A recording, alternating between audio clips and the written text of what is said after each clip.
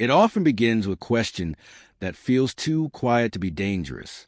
Why does a story, whispered centuries ago in wooden homes lit by trembling candlelight, still manage to reach us now, across time, language, and sleep, without raising its voice? There are no sudden screams in it, no rushing footsteps, no monsters leaping from shadows. And yet, once you hear it, it lingers, not in the way nightmares do, sharp and unforgettable, but like a thought that returns when the room grows dark and the world slows down. A presence you cannot see, but somehow feel. Imagine a night so still that even your own breathing sounds unfamiliar. Outside, the street is empty, not because it is late, but because it has always been empty at this hour. The houses rest close together, their wooden frames sighing softly as they cool. Somewhere far away, water moves, perhaps a canal, perhaps the sea. But here, where you sit or lie, everything feels suspended. This is a kind of silence in which stories were once told, not for excitement, not even for fear, but to make sense of something unresolved, something that refused to disappear. Japan's most famous ghost story did not announce itself as a legend. It did not arrive with claims of greatness or warnings of terror. It emerged quietly, as many truths do, from an unease people did not yet have words for, a feeling that something had gone wrong, and that the world had continued anyway. The people who first told it were not trying to scare their listeners awake. They were trying to explain why some nights felt heavier than others, why guilt could feel like a presence in a room, and why certain names were spoken more softly after sunset. There is a temptation, especially now, to treat ghost stories as entertainment alone, to assume they exist for thrills, for sudden chills, for the brief pleasure of fear safely contained. But this story has survived far too long for that explanation to be enough. It passed through generations that had no electricity, no recorded sound, no moving images. It survived fires, earthquakes, wars, and the slow erosion of memory. And it did so not by becoming louder, but by remaining relevant. Each time it was told, it carried with a quiet question: what happens when a wrong is never acknowledged? At its heart, this story is not about death. Death, in the world it was born into, was common enough. Illness arrived without warning. Accidents were frequent. Lives ended early and often. Death alone did not make a ghost. What made a ghost was imbalance, a break in the natural order of things, a moment when duty failed, or trust was betrayed, or silence replaced truth. In such moments, people believed something remained behind, not out of malice, but because it had nowhere else to go. The first listeners of this tale would have known that feeling well. They lived in a world where social roles were rigid and escape was rare, where obedience was praised and endurance was expected. Emotions were not something to be displayed freely. They were something to be managed, controlled, often buried. But buried things have a way of resurfacing, and when they did, people needed language for them. Ghost stories became that language, a way to speak about fear without naming its source directly, a way to talk about injustice without challenging the structure that caused it. As the story spread, it took on a strange dual nature. On the surface, it was unsettling, even frightening, a tale of a spirit that would not rest, of appearances in the night, of consequences that could not be escaped. But beneath that surface, it was deeply human. It asked listeners to consider the cost of their actions, not in some distant moral sense, but in the most intimate way possible. What would follow you, even after you believed the matter was finished? What might return, not to punish, but to be seen? This is why the story found its way into the quiet hours. It was told late at night, when the distractions of the day had fallen away, when people were most honest with themselves, when memories surfaced uninvited. In those moments, the boundary between the living and the dead felt thinner. Not because spirits were thought to wander freely, but because the mind itself became more porous. Regrets whisper more clearly then. So did unanswered questions. Over time, details shifted, names changed, settings adjusted, but the core remained untouched. A promise broken, a truth concealed, a presence that returned not with rage but with persistence. And always at the center of it, a figure who had once been alive, ordinary, and constrained by the same rules as everyone else. This was not a demon from another world. This was someone who had lived within the system, suffered quietly, and been erased too easily. Perhaps that is why the story refuses to fade. It does not allow its audience the comfort of distance. It does not say, "This could never happen to you." Instead, it suggests the opposite, that the line between peace and unrest is fragile, that silence can be as powerful as violence, that being forgotten may be the greatest injustice of all. As the years passed, people began to recognize the story almost before it was finished. Certain images became familiar. Certain moments carried an inevitable weight. Yet even familiarity did not dull its effect. If anything, it deepened it. Listeners knew it was coming, and still felt the slow tightening of anticipation, not because they feared the ghost, but because they understood it. This understanding was never shouted. It unfolded gradually, like the story itself. A realization that fear was only the surface emotion, and beneath it lay something quieter and more unsettling. Sympathy, recognition, the uncomfortable awareness that the ghost's suffering was not the result of fate or chance, but of human choice. And that meant the responsibility did not belong solely to the past. In this way, the story became a mirror. Each generation saw its own anxieties reflected in it, its own unspoken tensions, its own rules that demanded silence at the expense of honesty. The ghost did not change, but the world around it did, and still the story fit. Still it found a place in the mind, especially when the lights were low and the day's noise had finally receded. Tonight, as you listen, you are not stepping into a tale meant to startle you awake. You are entering a slow-moving current of memory and meaning, a story shaped by centuries of retelling, each layer smoothing its edges, deepening its calm, and sharpening its truth. There will be moments of unease, but they will arrive gently, like ripples, not waves, like a thought that surfaces just before sleep and asks to be acknowledged. And as the story continues, it will begin to reveal something else as well, that the ghost at its center is not asking for fear. It is asking for attention, for remembrance, for the simple act of not looking away. Because in a world that moves relentlessly forward, forgetting can be the final cruelty. And some stories, no matter how softly they are told, exist to make sure that does not happen. When night settled over Edo, it did not arrive with the convenience of a switch or the certainty of electric light. Darkness came gradually, seeping into alleys and courtyards, stretching shadows until familiar shapes became uncertain. The sun's departure marked a true change in the nature of the world. Sounds traveled farther. Footsteps echoed longer than expected. Even the air felt different, heavier somehow, as if carrying the weight of unspoken things. This was a city that slept lightly, not because it was restless, but because it knew how easily order could slip away once the light was gone. Edo was alive during the day in a way that feels almost impossible to imagine now. Merchants called out from their stalls. Wooden clogs struck the packed earth roads in steady rhythms, and voices overlapped in a constant murmur of commerce and routine. But when evening arrived, that energy did not simply vanish. It withdrew indoors. Sliding doors closed. Lanterns were lit carefully, one by one, their soft glow barely pushing back the dark. Inside these homes, families gathered close, not just for warmth, but for reassurance.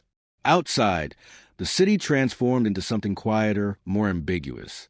The streets were narrow, often unpaved, and after rain they became slick and treacherous. Canals cut through neighborhoods like dark veins, their surfaces reflecting fragments of moonlight. Bridges creaked underfoot, their wooden planks worn smooth by generations of passing feet. At night, these familiar routes felt altered. A turn taken every day could seem unfamiliar. A shadow could linger too long. In a world without constant illumination, the imagination filled the gaps left by the eyes. Fire was an ever-present threat. Homes were built of wood and paper, beautiful but fragile.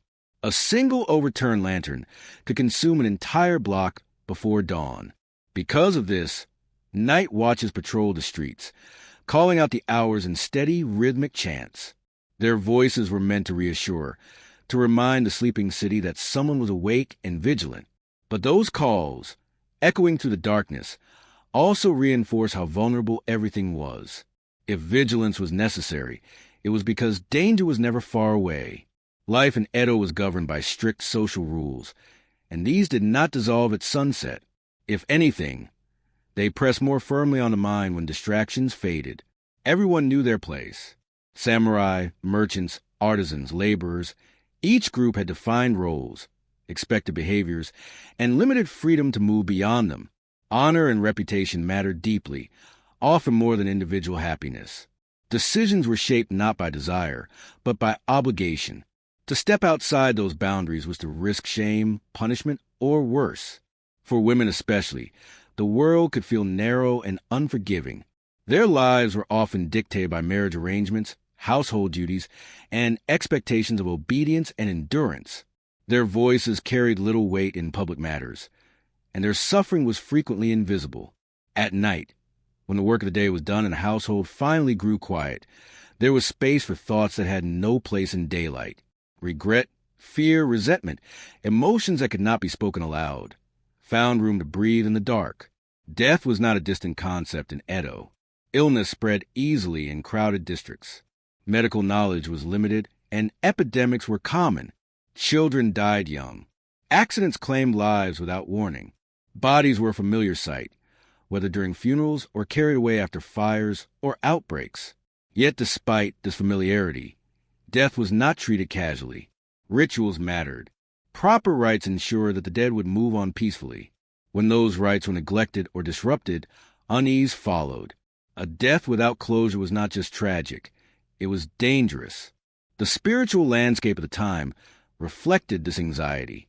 The boundary between the living and the dead was understood as permeable, especially under certain conditions. Spirits were not inherently evil, but they were powerful. They were shaped by the emotions they carried at death, and strong feelings, grief, anger, betrayal, were believed to bind them to the world they had left behind. Night, with its stillness and vulnerability, was when such presences were thought most likely to appear.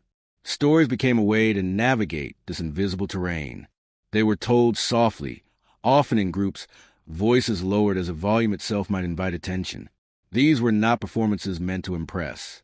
They were shared experiences, shaped by pauses and glances, by the listener's reactions as much as the teller's words. A well-told story can make a room feel warmer, safer, even as it describes something unsettling. It created a shared understanding. We know this fear and we face it together.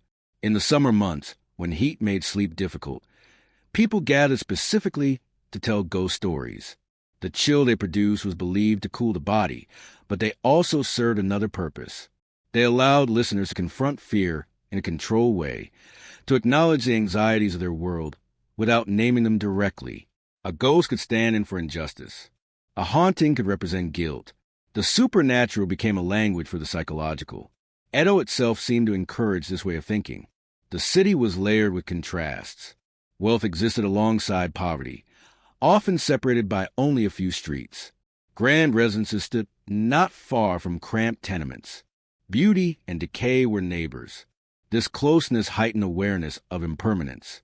Nothing felt entirely secure, and that sense of instability seeped into the stories people told. Ghosts did not come from distant castles or unknown lands. They emerged from familiar homes, ordinary lives interrupted. Silence played an important role as well. During the day, noise masked many things. At night, silence made them audible. A floorboard creaking could sound like a footstep. The wind against paper screens could resemble a whisper. Even one's own thoughts, unchallenged by conversation or labor, could grow louder. In such an environment, it was easy to believe that the unseen was listening, waiting for an opening.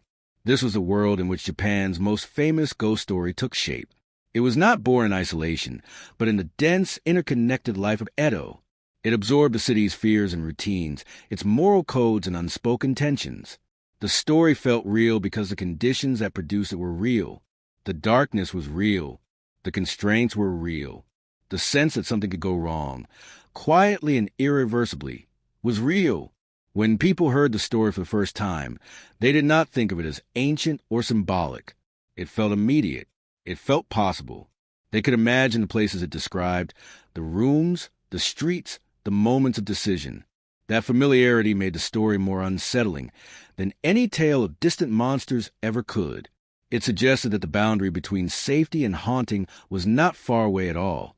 It might be just beyond the lantern's light, waiting patiently for night to fall. And as the city breathed in the darkness, settling into its uneasy rest, the conditions remained unchanged night after night. Candles burned low, doors slid shut, voices faded. In that quiet, stories endured, not because people wanted to be afraid, but because fear was already there, woven into the fabric of their lives. The ghost story did not introduce it. It simply gave it shape, a name, and a place to linger. In a world where daily life was tightly controlled and emotions were rarely given space to exist openly, stories became a kind of breathing room. They allowed people to express what could not be said directly, to explore fears and doubts without pointing fingers or breaking rules. In Edo, Japan, ghost stories were not treated as trivial diversions. They were woven into the social fabric, understood as something both cautionary and necessary. When someone began a tale of spirits and restless souls, listeners leaned in not just for the chill, but for the meaning hidden beneath it. These stories served as mirrors, reflecting the values and anxieties of society that created them. Honor, loyalty, obedience, and restraint were prized virtues, yet living up to them often required sacrifice. When those sacrifices went unacknowledged, resentment could quietly take root. Ghost stories gave shape to that resentment without challenging the system outright. A wrong spirit could represent injustice without naming a culprit. A haunting could imply guilt without accusing anyone directly. In this way, the supernatural became a safe language for dangerous truths. There was also a deeply moral dimension to these tales.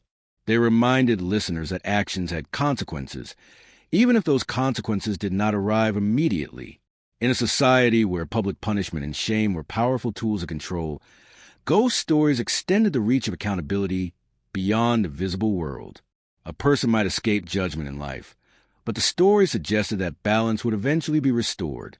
This idea was not always comforting. Sometimes it was meant to unsettle, to keep people mindful of the weight of their choices when no one else was watching. At the same time, ghost stories offered sympathy to those who had suffered in silence. Many spirits in Japanese folklore were not villains, but victims. They were people who had been betrayed, neglected, or silenced. By allowing these figures to return and be seen, the stories acknowledged pain that society often ignored. Listeners could feel fear and compassion at once, an emotional complexity that mirrored real life. This dual response made the stories resonate more deeply than simple tales of good and evil. The communal aspect of storytelling amplified its power. These tales were rarely experienced alone. They were shared in groups, during long summer nights or quiet winter evenings. The act of listening together created a sense of connection. When the room fell silent at a particularly tense moment, everyone felt it. When a story ended, the shared exhale was almost as important as the tale itself. In these moments, fear became something collective, something that could be held and released together. Ghost stories also functioned as informal education. They taught social norms and reinforced expectations without lectures or commandments. A story about a disloyal servant or an unfaithful spouse did more than entertain. It warned. But it also complicated those warnings by showing the emotional costs involved. Listeners were not simply told what was right or wrong. They were invited to feel the consequences of those judgments, to sit with discomfort rather than resolve it neatly. Seasonality played a role as well. Summer was traditionally associated with ghost stories, partly because the chill of fear was thought to cool the body. But this custom also aligned with agricultural rhythms and spiritual beliefs. Summer marked a time when the boundary between worlds felt thinner, when ancestors were remembered and the past seemed closer. Telling ghost stories during the season was a way of acknowledging that closeness, of honoring what lingered even as life moved forward.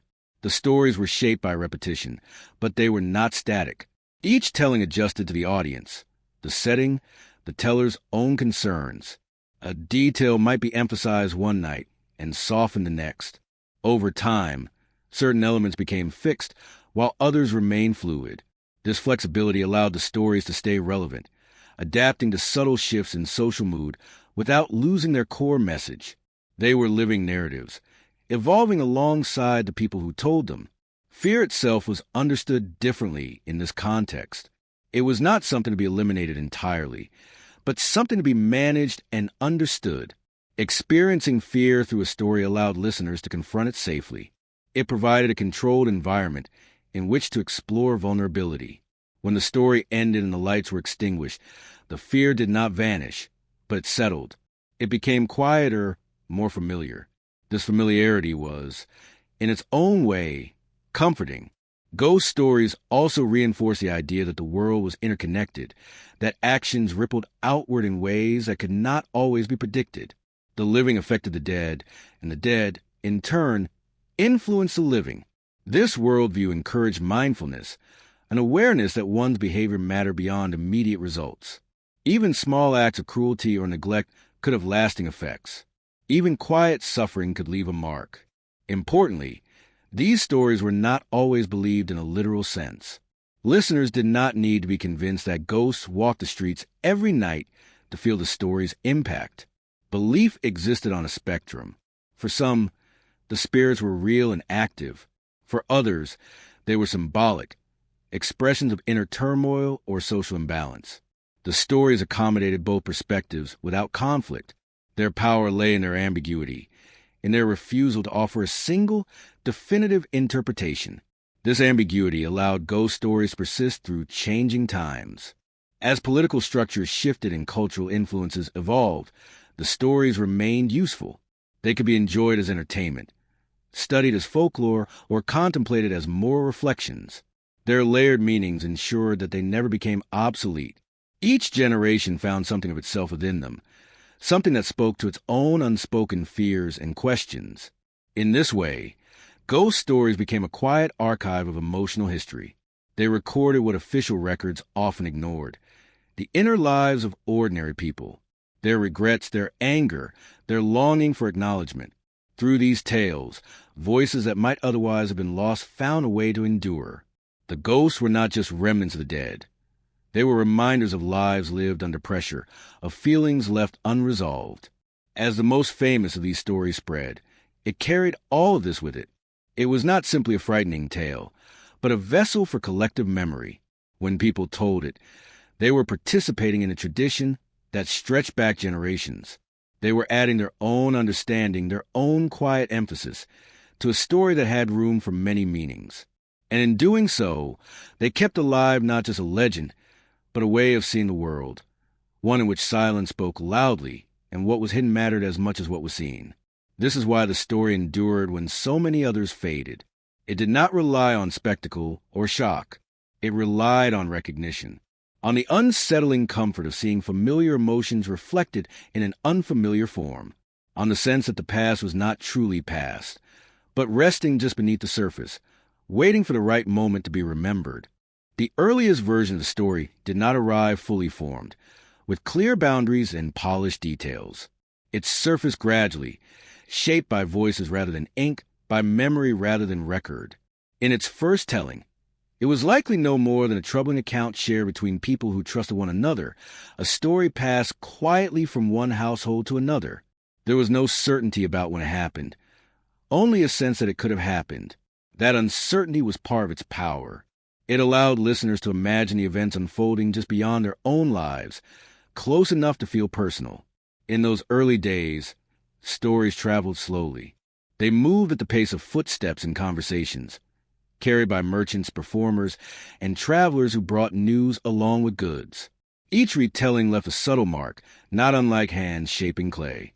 Details shifted to fit the place and the moment. A name might change to sound more familiar. A setting might be adjusted to resemble a nearby street or district. What remained constant was the emotional core, the quiet imbalance that set everything in motion. The story began, as many such tales did, with an ordinary life. There was nothing remarkable at first glance. The people involved were not heroes or villains in the dramatic sense.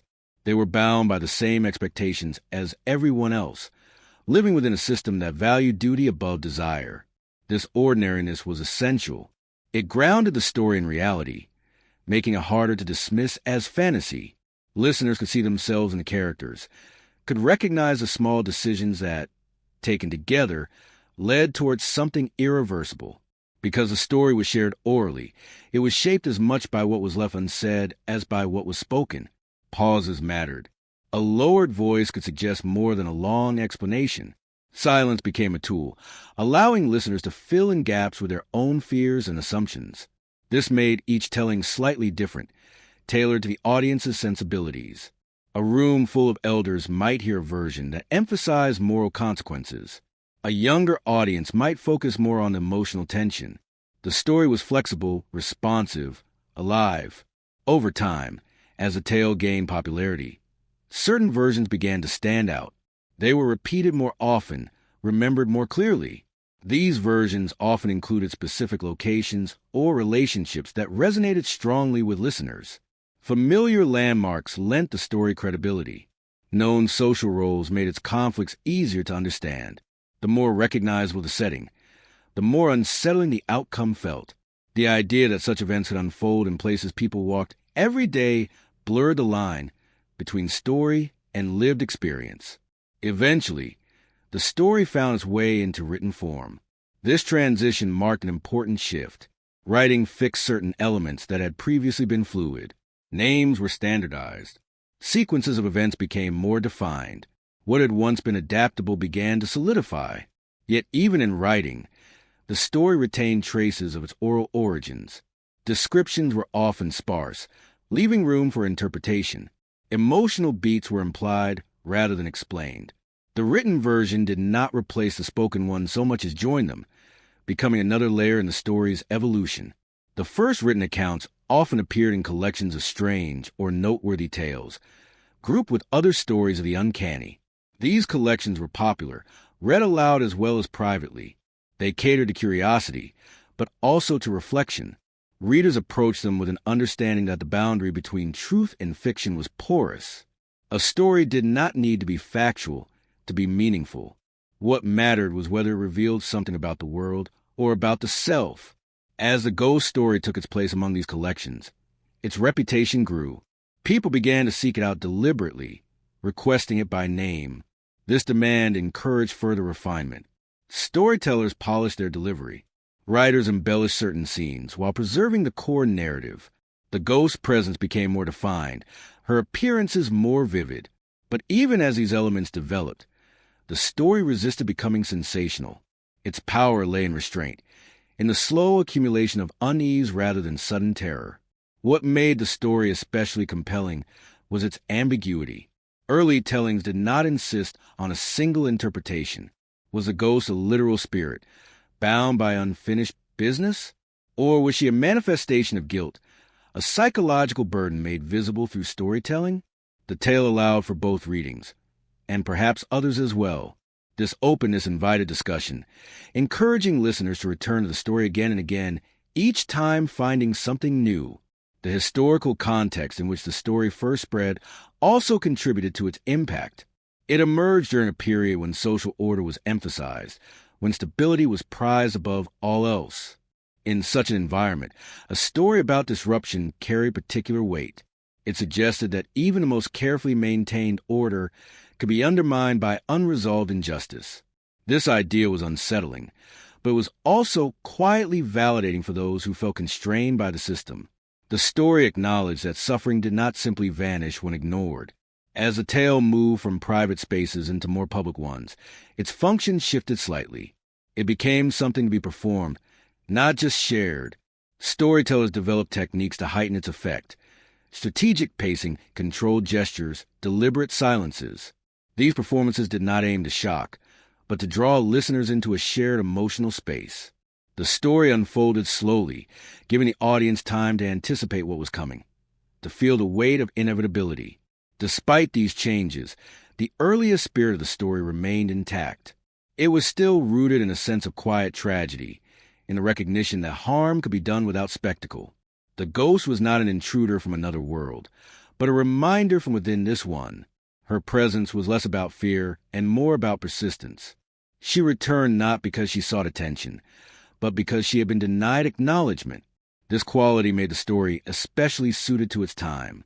It spoke to a culture that valued endurance and silence, yet struggled with the emotional cost of those values. By giving form to what cannot be spoken openly, the story offered a kind of release.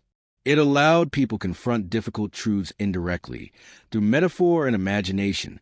In doing so, it fostered empathy as well as caution. As years passed, the story continued to circulate, shaped by each new context it entered. But its earliest tellings left a lasting imprint. They established a tone of restraint and reflection that would define the story's identity.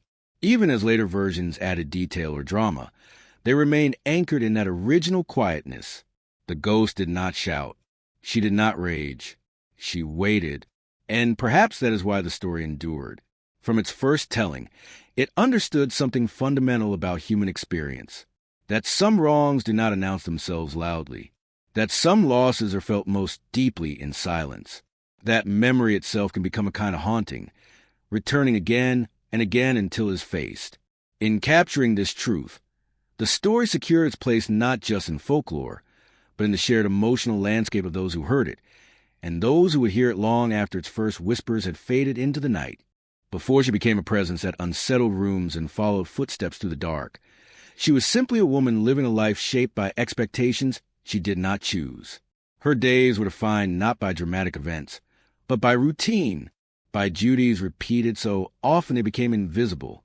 She woke early, tended to the household, measured her words carefully, and learned to read the moods of others long before they were spoken aloud. This attentiveness was not praised. It was assumed. In the world she inhabited, such awareness was considered part of being proper, part of knowing one's place. She had a name, though in many tellings it would later feel less important than the role she played. Names, after all, could change. Roles endured. She was a wife. And with that title came expectations as solid as the wooden beams of the house she lived in. Loyalty was not optional. Obedience was not negotiable. Love, if it existed, was something to be expressed quietly, if at all. Her worth was measured by how smoothly the household functioned, by how little trouble she caused, by how effectively she erased her own needs. From the outside, there may have been nothing unusual about her life. Many women lived the same way, bound by the same rules. But sameness did not make the experience easier. If anything, it deepened the isolation. There was little space to voice dissatisfaction, and even less to act on it. Complaints were seen as selfish. Suffering, when borne silently, was seen as virtue. Over time, this expectation of endurance shaped not only behavior, but identity itself. She learned early how to keep her thoughts to herself, how to smile when required, how to lower her gaze at the appropriate moment. These were not signs of weakness, but of survival. In a society where reputation could determine one's fate, a single misstep could have lasting consequences. So she moved carefully through her days, attentive to the unspoken rules that governed every interaction. She became skilled at anticipating needs, at smoothing tensions before they surfaced. This skill, too, went unnoticed. Yet even the most controlled life contains moments of vulnerability. Small hopes, barely acknowledged, still formed. Perhaps she believed that diligence would earn trust, that loyalty would be met with fairness. Perhaps she imagined that her quiet contributions were seen and valued, even if they were never mentioned. These were not unreasonable beliefs. They were human ones, and it was precisely this humanity that made what followed so devastating. The relationship at the center of her life was not built on equality. It could not be. Power flowed in one direction, sanctioned by custom and law. Decisions were made for her, not with her. This imbalance was so normalized that it rarely drew attention, and yet it shaped every aspect of her existence. Trust, in such a context, was fragile. It depended on the goodwill of those with authority, on the assumption that they would act justly. She gave that trust fully, because withholding it was not an option. To question openly would have been to invite suspicion. To resist would have been to risk disgrace. So she complied, believing, perhaps, that obedience would ensure safety, that if she did everything asked of her, she would be protected. This belief was not naive.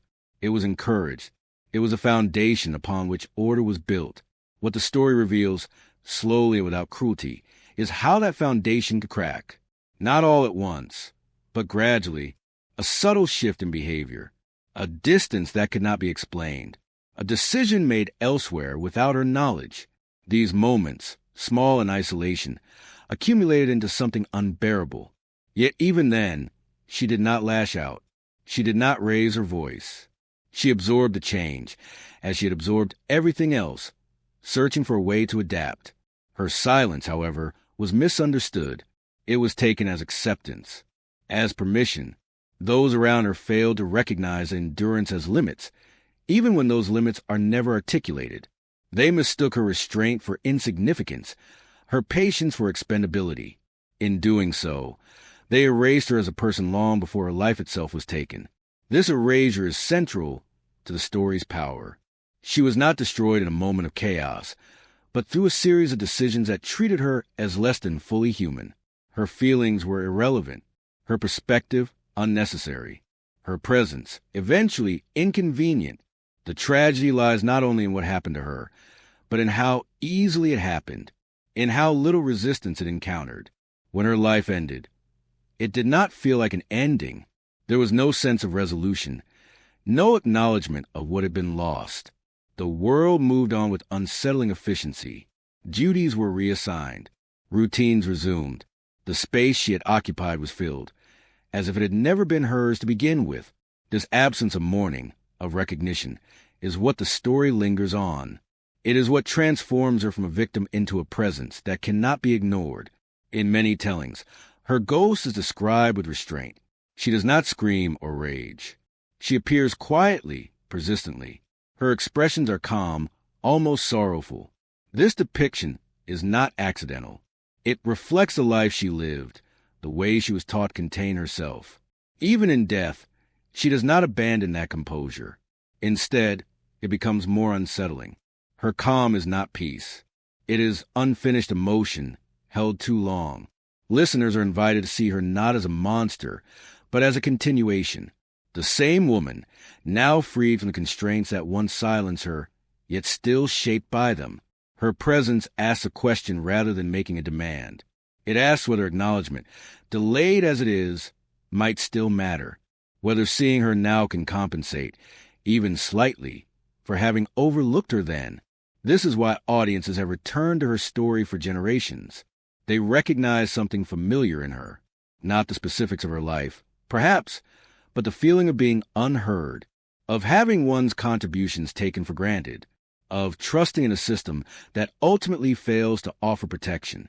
Her story resonates because it reveals how easily harm can be done without malice, how injustice can arise from indifference as much as cruelty. In giving her a ghostly form, the story restores what was denied to her in life: attention. It insists that she be seen, remembered, and considered. It slows the listener down, asking them to reflect not just on her fate, but on the structures that made it possible. In this way, she becomes more than a character. She becomes a lens through which to examine a broader truth about power, silence, and responsibility. And as the story continues to unfold, her presence grows clearer, not as something to fear instinctively, but as something to understand. She stands at the center of the tale not because she sought that position, but because the story itself demands it. It refuses to let her fade quietly, as she once was. It brings her back, again and again, until the listener can no longer pretend she was merely a shadow passing through someone else's life. The bond that held their lives together was shaped less by affection than by obligation. In the world they inhabited, relationships were rarely built on personal desire alone. They were arrangements, carefully constructed to maintain stability, status, and appearance. Love, if it existed, was expected to grow within those boundaries, quietly and without complaint. For many, it did. For others, it became another duty to endure. What mattered most was that harmony appeared to be preserved, that the surface of daily life remained smooth and undisturbed. From the outside, there was little to suggest imbalance.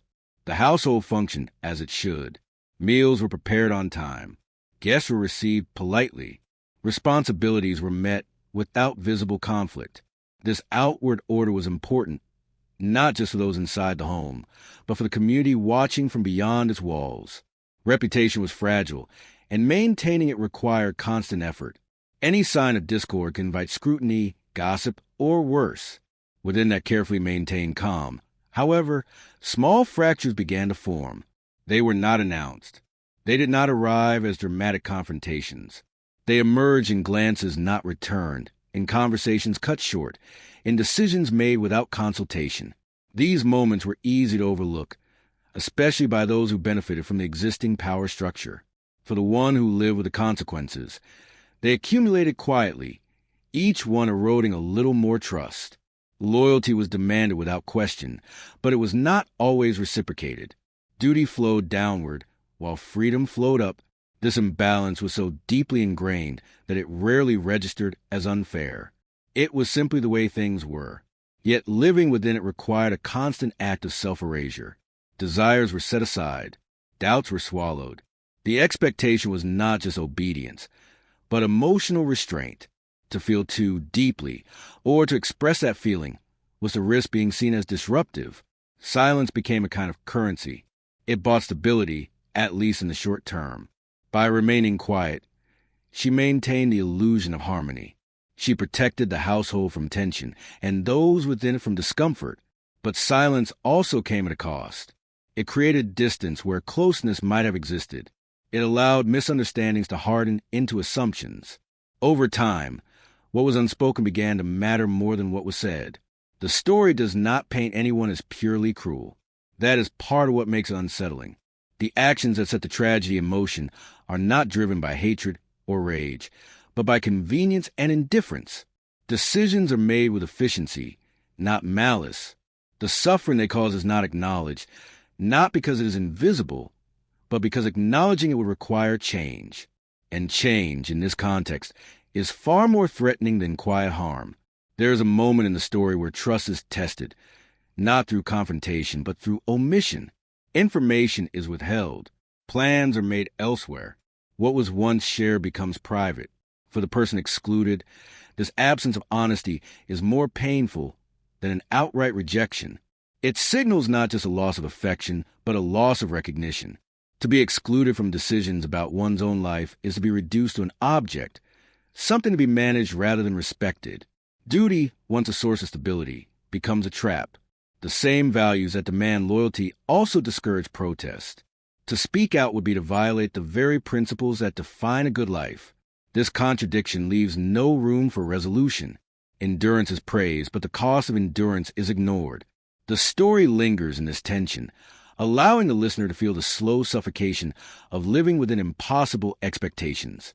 As the relationship continues to deteriorate, there is no dramatic breaking point, no single moment that demands attention.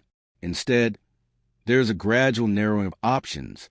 Paths that might have led to escape or understanding are quietly closed off. Each decision, reasonable in isolation, contributes to a larger injustice. The tragedy is not the result of a sudden lapse in judgment, but of a system that rewards compliance and punishes vulnerability. What makes this dynamic particularly painful is the absence of ill intent. The one who benefits from the imbalance may even believe they are acting responsibly. They may see their choices as necessary, justified by tradition or circumstance. This self-justification further isolates the one who suffers, as it leaves no space for her pain to be recognized as valid.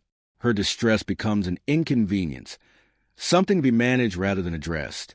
The story invites the listener to sit with this discomfort. It does not rush to assign blame or offer easy explanations.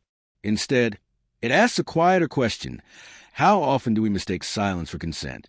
How often do we assume that because someone does not protest, they are unharmed? These questions linger beneath the surface of the narrative, unsettling precisely because they resist resolution. As emotional distance grows, so does a sense of inevitability. The listener can feel that something is approaching, even if its exact form remains unclear. This tension is not created through suspenseful action, but through emotional erosion. Trust, once lost, is not easily restored, especially when there is no mechanism for honest communication. The relationship becomes a space of quiet cruelty, not because of overt abuse, but because of persistent neglect. In this environment, hope does not disappear entirely. It fades slowly, replaced by a kind of resignation. The belief that things might improve is not abandoned all at once. It is worn down by repetition, by each new disappointment reinforcing the last. This slow fading is perhaps the most tragic element of all. It shows how deeply human beings can adapt to suffering, how much they can endure while still hoping for change. By the time the story approaches its turning point, the emotional groundwork has already been laid. The listener understands that what follows is not an accident, but a consequence, not just of individual choices, but of a system that prioritizes order over empathy. The relationship, bound by duty and eroded by silence, has reached a point where any outcome will be devastating. This is the quiet cruelty at the heart of the tale. Not violence for its own sake, but harm that emerges from adherence to norms that leave no room for compassion. The story does not shout this truth. It allows it to unfold gradually, trusting the listener to recognize it. And in doing so, it transforms a personal tragedy into a broader reflection on the cost of unquestioned duty and the damage that can be done when loyalty is demanded without regard for human beings who are expected to give it. There's a point in every quiet tragedy where the path forward narrows so much that it feels less like a choice and more like gravity. In this story, that moment does not arrive with raised voices or violent struggle. It comes softly, wrapped in routine, disguised as necessity. By the time it occurs, the emotional distance has already done its work. What remains is a decision that feels inevitable precisely because no one stopped it earlier. The act itself is often described briefly in the earliest tellings, almost as if to linger on it would be disrespectful. The focus is not on the physical details, but on the stillness that follows, a stillness that feels wrong, a silence that does not settle naturally, but hangs in the air, heavy and unresolved. It is this aftermath, more than the act, that defines a moment, the sense that something essential has been broken, and that no amount of routine can repair it. For the one who causes a harm, there is no immediate reckoning. Life does not collapse in on itself. The world does not cry out in protest. Instead, things continue much as they were. This continuation is perhaps the most unsettling aspect of all. It suggests that the world is capable of absorbing injustice without pause, that it can move forward even when something precious has been destroyed. This quiet endurance of the world stands in stark contrast to the inner disruption that has begun. In the days that follow, efforts are made to restore order. Objects are rearranged. Schedules resume. Explanations are offered, if only to oneself. These explanations are practical, efficient, and carefully constructed to avoid deeper reflection. They rely on the language of duty and necessity, on the idea that what was done had to be done. This framing is crucial. It allows the conscience to remain dormant, at least temporarily. Yet beneath this surface calm, something has shifted. The absence left behind is not merely physical. It is emotional, psychological. The space she once occupied feels different now, even if it's filled by others. The routine she maintained no longer carry the same ease. Small disruptions begin to occur, subtle enough to be dismissed individually, but persistent enough to accumulate. A sound in the night, a dream that repeats itself, a fleeting image at the edge of vision. These early signs are not immediately recognized as hauntings. They are rationalized. Fatigue is blamed. Stress is acknowledged but not examined. The mind, seeking stability, resists the idea that something more is happening. To accept that would be to admit that the past is not finished, that the decision made cannot simply be left behind. And so denial becomes another form of silence, another attempt to smooth over what cannot be undone. The story emphasizes this gradual emergence of consequence. There is no instant punishment, no dramatic collapse. Instead, there is a slow tightening, an awareness that grows quietly, like a shadow lengthening at dusk. The one who believed the matter settled begins to sense that it is anything but. This realization does not arrive as fear at first. It arrives as discomfort, as a feeling of being watched, not by something external, but by memory itself. In some versions, the first clear manifestation comes in dreams. Sleep, once a refuge, becomes unreliable. The mind, freed from the discipline of waking hours, revisits what was suppressed. The figure of the woman appears, not distorted or monstrous, but as she was. Calm, silent, present. These dreams do not accuse. They do not explain. They simply persist. Each time, they leave behind a residue of unease that lingers long after waking. The power of these moments lies in their restraint. There is no screaming, no threat. The woman's presence is steady, almost patient. This patience is unsettling because it mirrors the endurance she showed in life. It suggests that whatever bound her to silence then has not entirely released her now. She does not rush. She waits. And in waiting, she exerts pressure far more effectively than any sudden outburst could. As these experiences continue, the line between waking and dreaming begins to blur. The same images recur, sometimes at unexpected moments. A reflection in water seems to linger too long. A shadow does not behave as it should. These details are small, easy to dismiss, but together they form a pattern. The story invites the listener to notice this pattern, to feel the growing tension without being told explicitly what it means.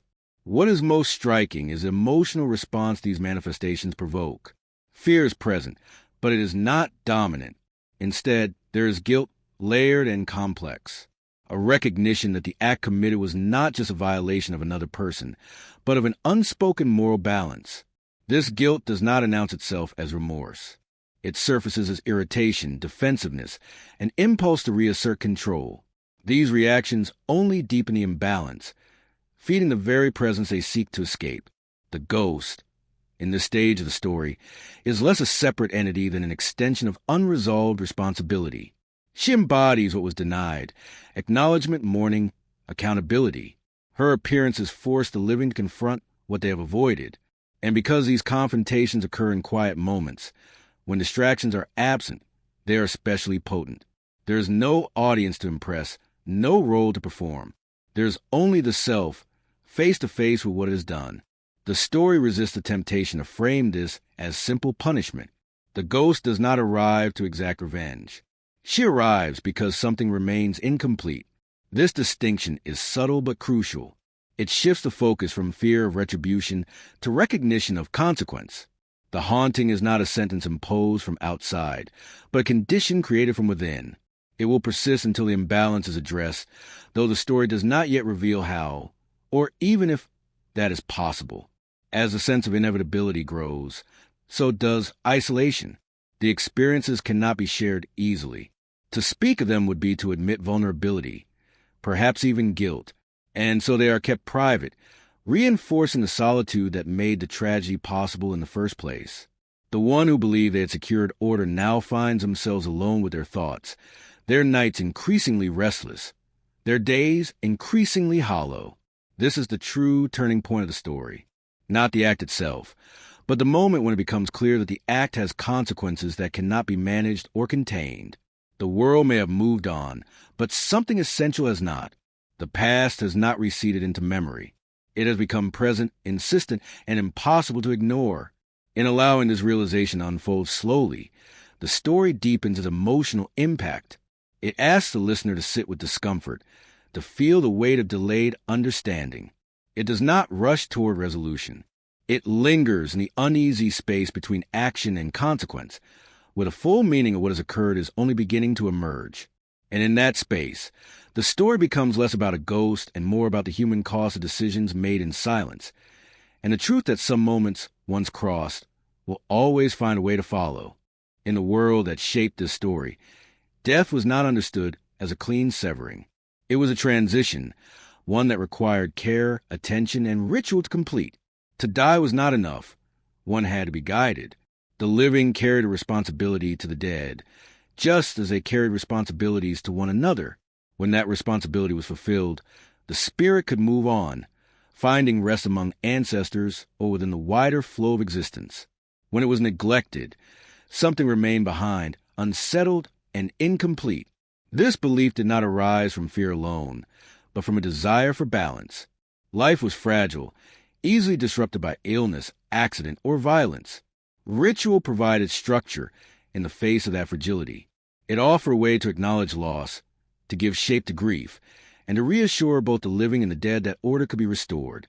Funerary rites, memorial services, and seasonal remembrances were not merely formalities.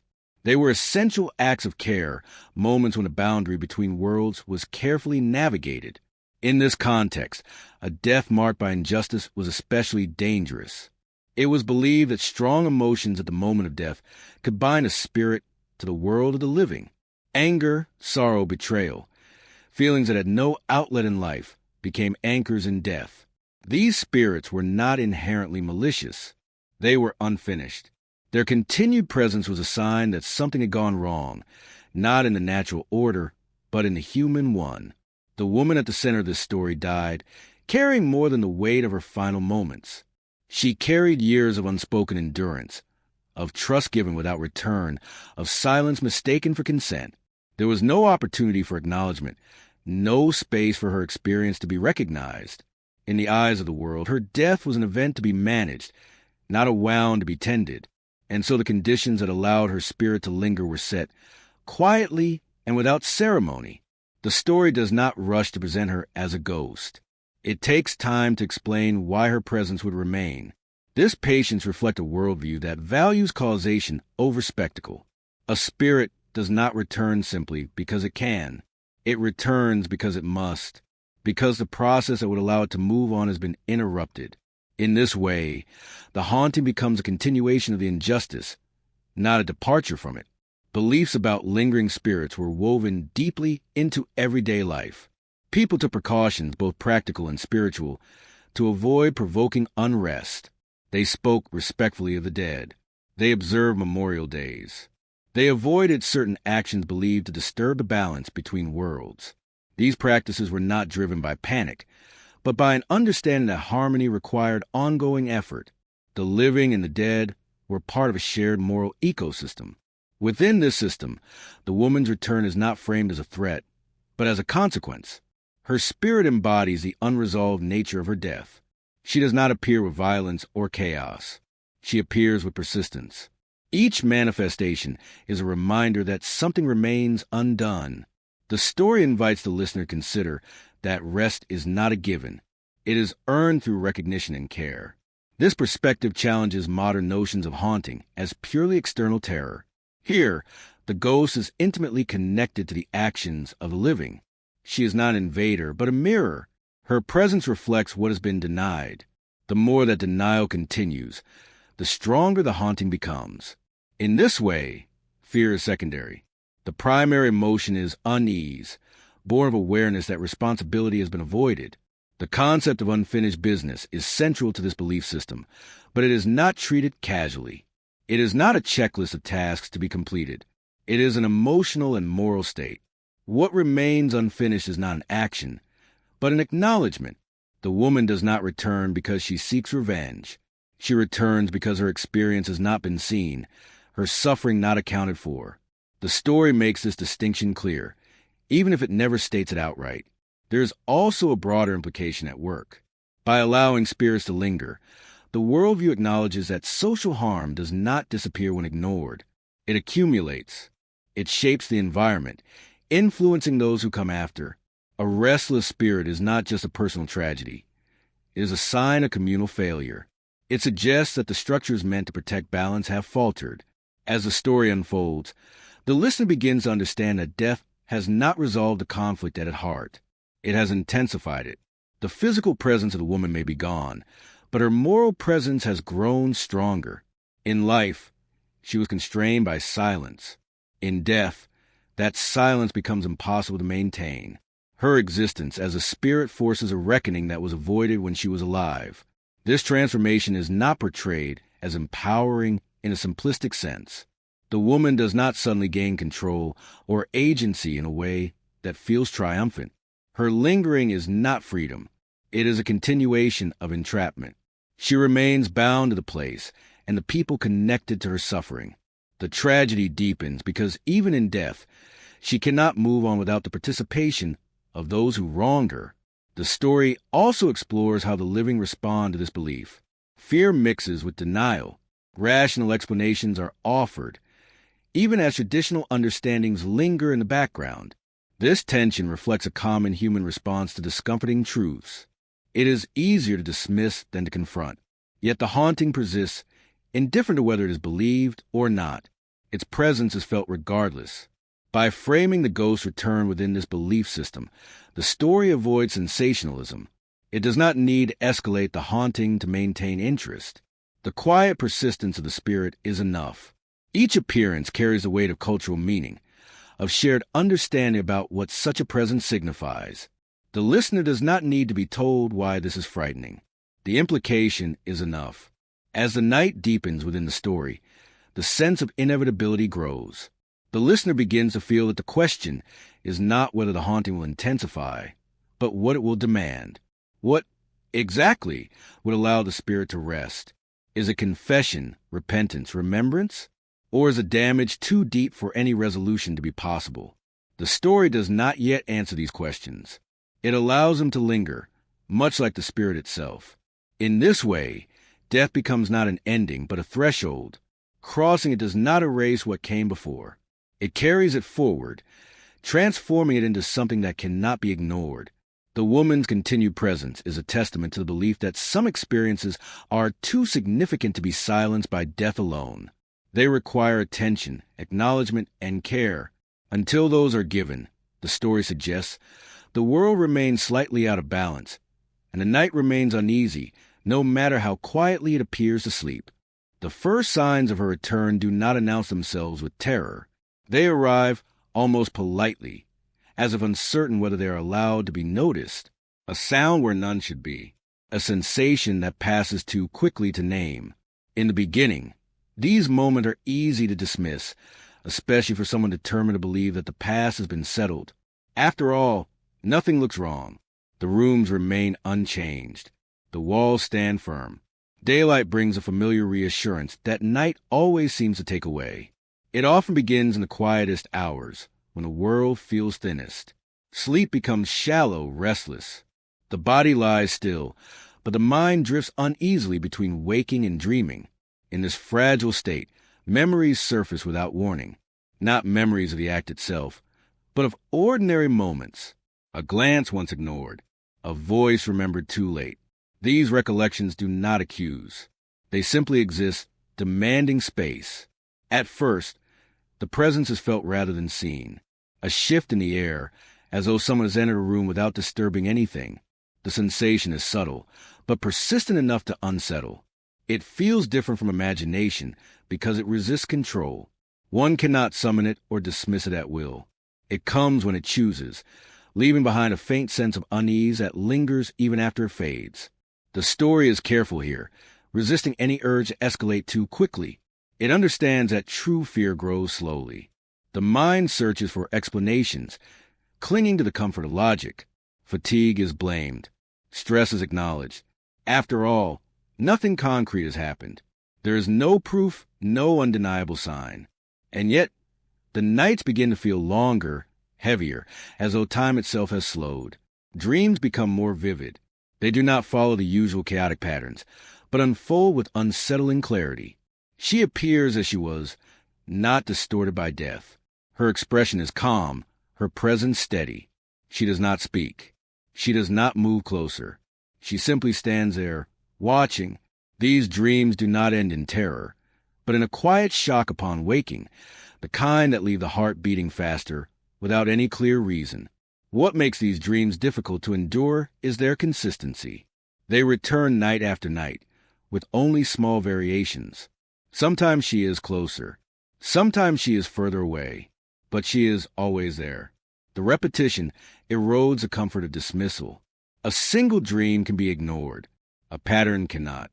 Slowly, the idea takes root that something is reaching out, not violently but insistently.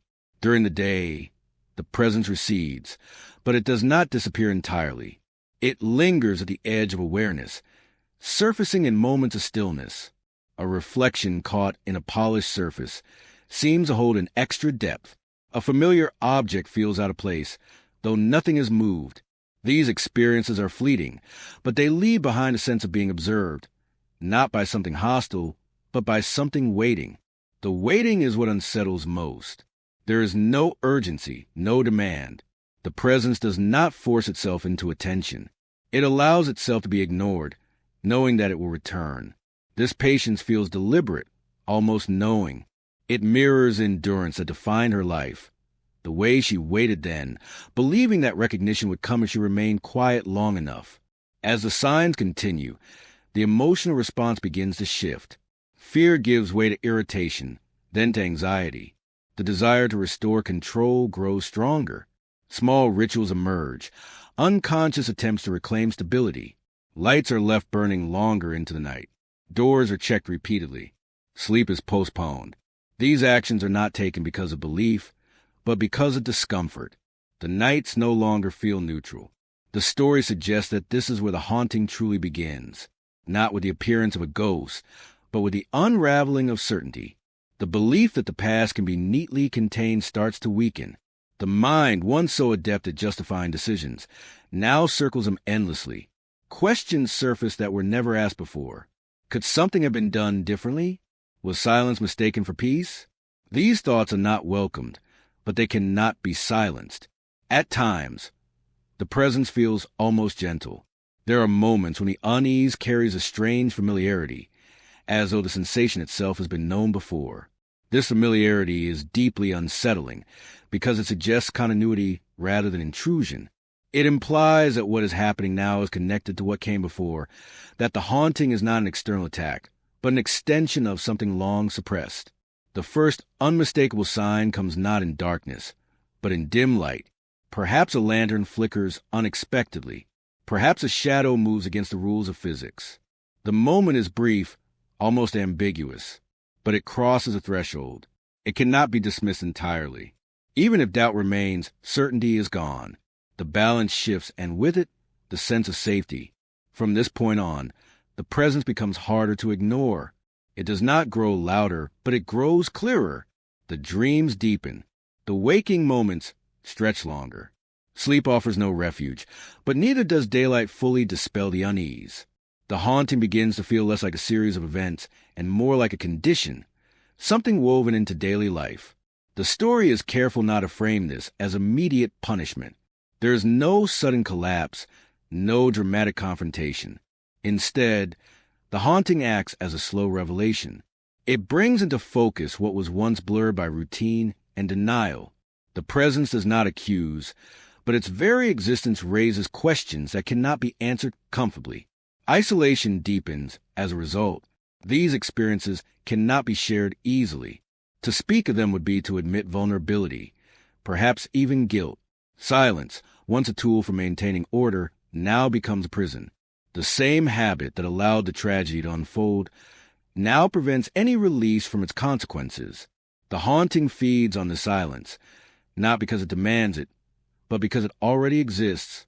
As nights pass, the figure becomes more distinct.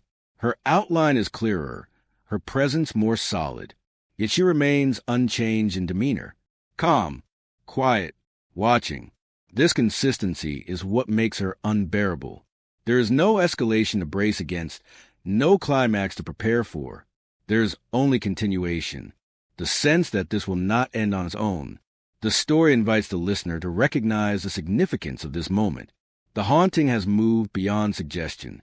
It has entered reality, not necessarily as something supernatural in a physical sense, but as something psychologically undeniable. The boundary between what is believed and what is felt has dissolved. The past is no longer a memory.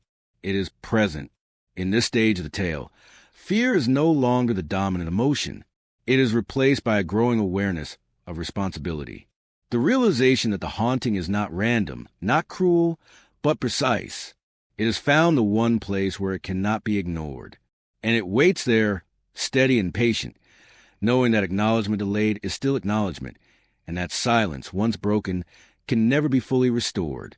As the nights pass and the presence becomes an accepted part of the darkness, something shifts in the way it is experienced. What once felt external begins to feel uncomfortably intimate. The haunting no longer seems like something happening to him, but something happening within him. The figure that appears in dreams and shadows is no longer just a reminder of what was lost, but a reflection of what remains unresolved. The fear she inspires does not come from what she might do, but from what she already knows. Guilt is rarely immediate or obvious. It does not always arrive with regret or sorrow. More often, It disguises itself as irritation, defensiveness, or a desperate need to reassert control.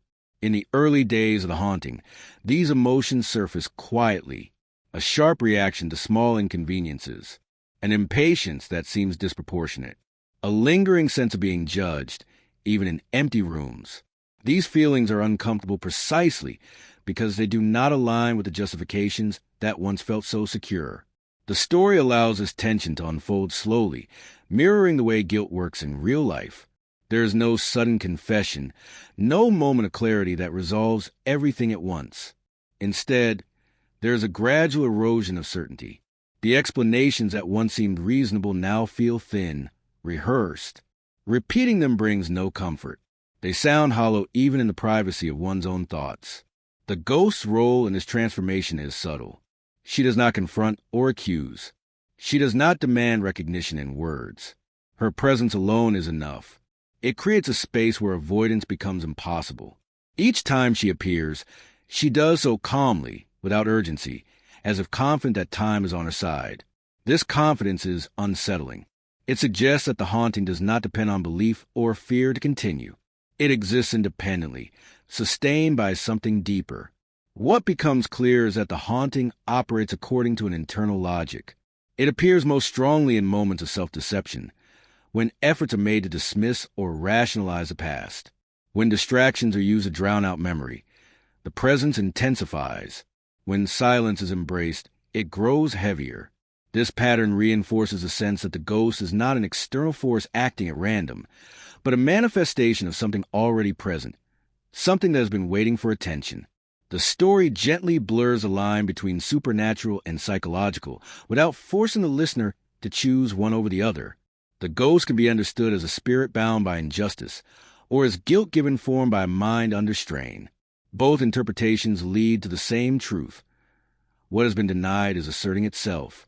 The past is demanding to be acknowledged, and it will not be silenced by explanation or denial. As this realization takes hold, the emotional landscape changes. Fear recedes slightly, replaced by a heavier, more persistent unease. This unease is not sharp or sudden. It is dull, constant, and exhausting. It settles into the body, affecting sleep, appetite, and focus. The world feels less stable, not because of visible threats, but because the inner sense of order has been disrupted. Memory becomes an unreliable companion. Moments once forgotten return with unexpected clarity. Conversations replay themselves with altered emphasis. Details that seemed insignificant at the time now carry weight. The mind, once skilled at compartmentalizing, begins to unravel those compartments. What was buried is brought to the surface, not all at once, but piece by piece, in no particular order. The ghost appearances seem to guide this process, though never explicitly. She appears after certain thoughts, during certain emotional states, as if responding to the movement of the mind itself. This responsiveness deepens the sense that she is not separate from the internal struggle, but intertwined with it. The haunting becomes a dialogue without words, a constant exchange between memory and denial. There are moments when the guilt feels almost unbearable, when the desire for relief becomes overwhelming. Yet even then, no action is taken. Habit and fear hold him in place. To acknowledge guilt openly would be to dismantle the identity built around justification and control. It would require admitting not just to a mistake, but to a failure of responsibility. The cost of such admission feels too high, and so the cycle continues. The story emphasizes how easily guilt can coexist with self-preservation. It shows how a person can feel deeply unsettled without ever articulating why. This ambiguity is not accidental. It reflects the way guilt often operates beneath conscious awareness, influencing behavior without being named. The ghost, in this sense, acts as a catalyst, bringing what is implicit into focus. What makes the haunting particularly effective is its consistency. The ghost does not escalate her behavior to provoke a reaction. She does not need to. Her steady presence is enough to erode resistance. Each appearance reinforces the same message. Nothing has been resolved. No amount of time has changed that. The persistence itself becomes a message. Gradually, the emotional center of the story shifts. The listener begins to understand that the haunting is not about fear of the unknown, but about confrontation with the known. The ghost is not a mystery to be solved, but a truth to be faced. This reframing transforms the story from a tale of terror into one of moral reckoning. The question is no longer whether the ghost is real, but what her presence reveals. As this understanding deepens, isolation becomes more pronounced. The haunting creates a barrier between the individual and the rest of the world. Social interactions feel strained, hollow. The effort required to maintain appearances increases. Smiles feel heavier. Conversations feel distant. The inner world and the outer world drift further apart, connected only by routine. The ghost, meanwhile, remains unchanged. She does not grow more aggressive or demanding. Her calm endures. This calmness is perhaps the most unsettling aspect of all. It suggests certainty. It implies that she knows something he does not, or refuses to accept. That knowledge weighs heavily, pressing against the fragile structures of justification and denial. In this stage of the story, guilt has fully taken shape. It is no longer an abstract feeling, but a presence with form and persistence. Whether understood as a spirit or a psychological projection, it cannot be ignored. It follows, it watches, it waits, and in waiting it forces a slow, inevitable confrontation. The story does not yet offer release or resolution. It allows the listener to sit with this tension, to feel the discomfort of delayed accountability. It suggests that acknowledgement is not a moment, but a process, one that cannot be rushed or avoided. Until that process begins, the haunting will continue, not as punishment, but as consequence. And so the ghost remains, not as an enemy, but as a mirror held steadily in place. She reflects what has been hidden, what has been denied, what has been left unfinished. In her presence, excuses fall away, leaving only the quiet, unsettling truth that some burdens do not lift until they're fully faced, and that guilt, once made visible, demands more than silence ever could. As the story moved beyond private rooms and sleepless nights, it began to change in a subtle but important way. What had once been an intimate account of guilt and unrest gradually found an audience larger than a single household or a small circle of listeners. The transition did not happen all at once. It unfolded as stories often do, carried by word of mouth into new spaces, reshaped by the expectations of those who listened. And in that movement from quiet retelling to deliberate performance, the ghost gained a new kind of presence. Storytellers began to recognize that this particular tale held people's attention in a way others did not. Audiences grew still when it was told. Conversations faded. The familiar rhythm of daily life paused. There was something about the story's restraint, its refusal to explain itself fully, that drew listeners in. Rather than exhausting its mystery, each telling deepened it. Performers learned to lean into that quality, to let silence do part of the work. As storytelling evolved into theatrical performance, especially in popular entertainment spaces, the ghost story adapted without losing its core. Kabuki, with its heightened gestures and stylized movement, became one of the most powerful vessels for the tale. The stage offered new tools, light, music, costume, but the essence of the story remained rooted in emotional tension rather than spectacle. The ghost was not transformed into a creature of chaos. She was given form, but not excess. On stage, the audience could finally see what had once existed only in imagination. The woman appeared in white garments that evoked death and ritual purity at once. Her long, dark hair fell loose, unbound by the rules that had governed her life. Her movements were slow, deliberate, almost floating. Each step felt weighted with meaning. She did not rush across the stage. She did not need to. Her presence alone commanded attention. The visual language of Kabuki emphasized contrast. The living characters moved with urgency, their gestures sharp and purposeful. The ghost moved differently, as if time obeyed her alone. This contrast reinforced the story's emotional divide. The living were trapped in forward motion, in consequence and denial. The ghost existed outside that flow, anchored not by time but by memory. Watching her, audiences felt that divide instinctively, without needing it explained. Music and sound played an equally important role. Drums signaled tension. Flutes carried melancholy. Silence was used carefully, often at the most crucial moments. When the ghost appeared, the absence of sound could be more unsettling than any dramatic cue. It forced the audience to confront her presence directly, without distraction. This restraint mirrored the emotional tone of the original story, where fear emerged not from noise or chaos, but from stillness. Importantly, the stage did not resolve the story's ambiguity. Performances did not clarify whether the ghost was an external spirit or a manifestation of guilt.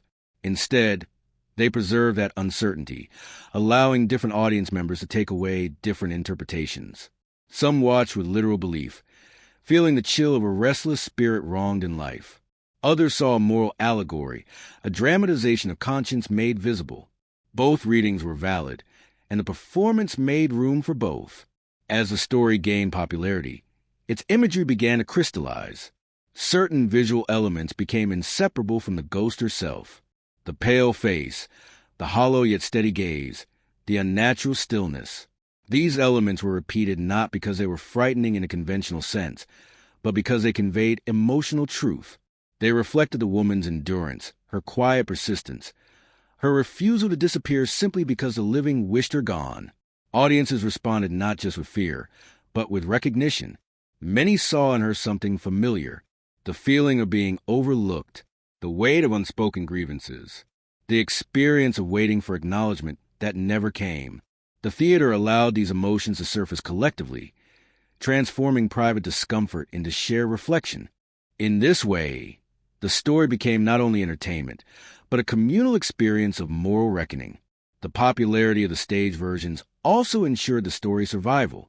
As performers carried it from city to city, it reached people who might never have heard it otherwise. Each performance reinforced its place in cultural memory. Even those who did not attend the theater absorbed its imagery through conversation, illustration, and imitation. The ghost's face became recognizable, her posture iconic, her story unavoidable. Yet even as the story became more visible, it did not lose its quiet power. The performances resisted the temptation to overwhelm the audience with spectacle.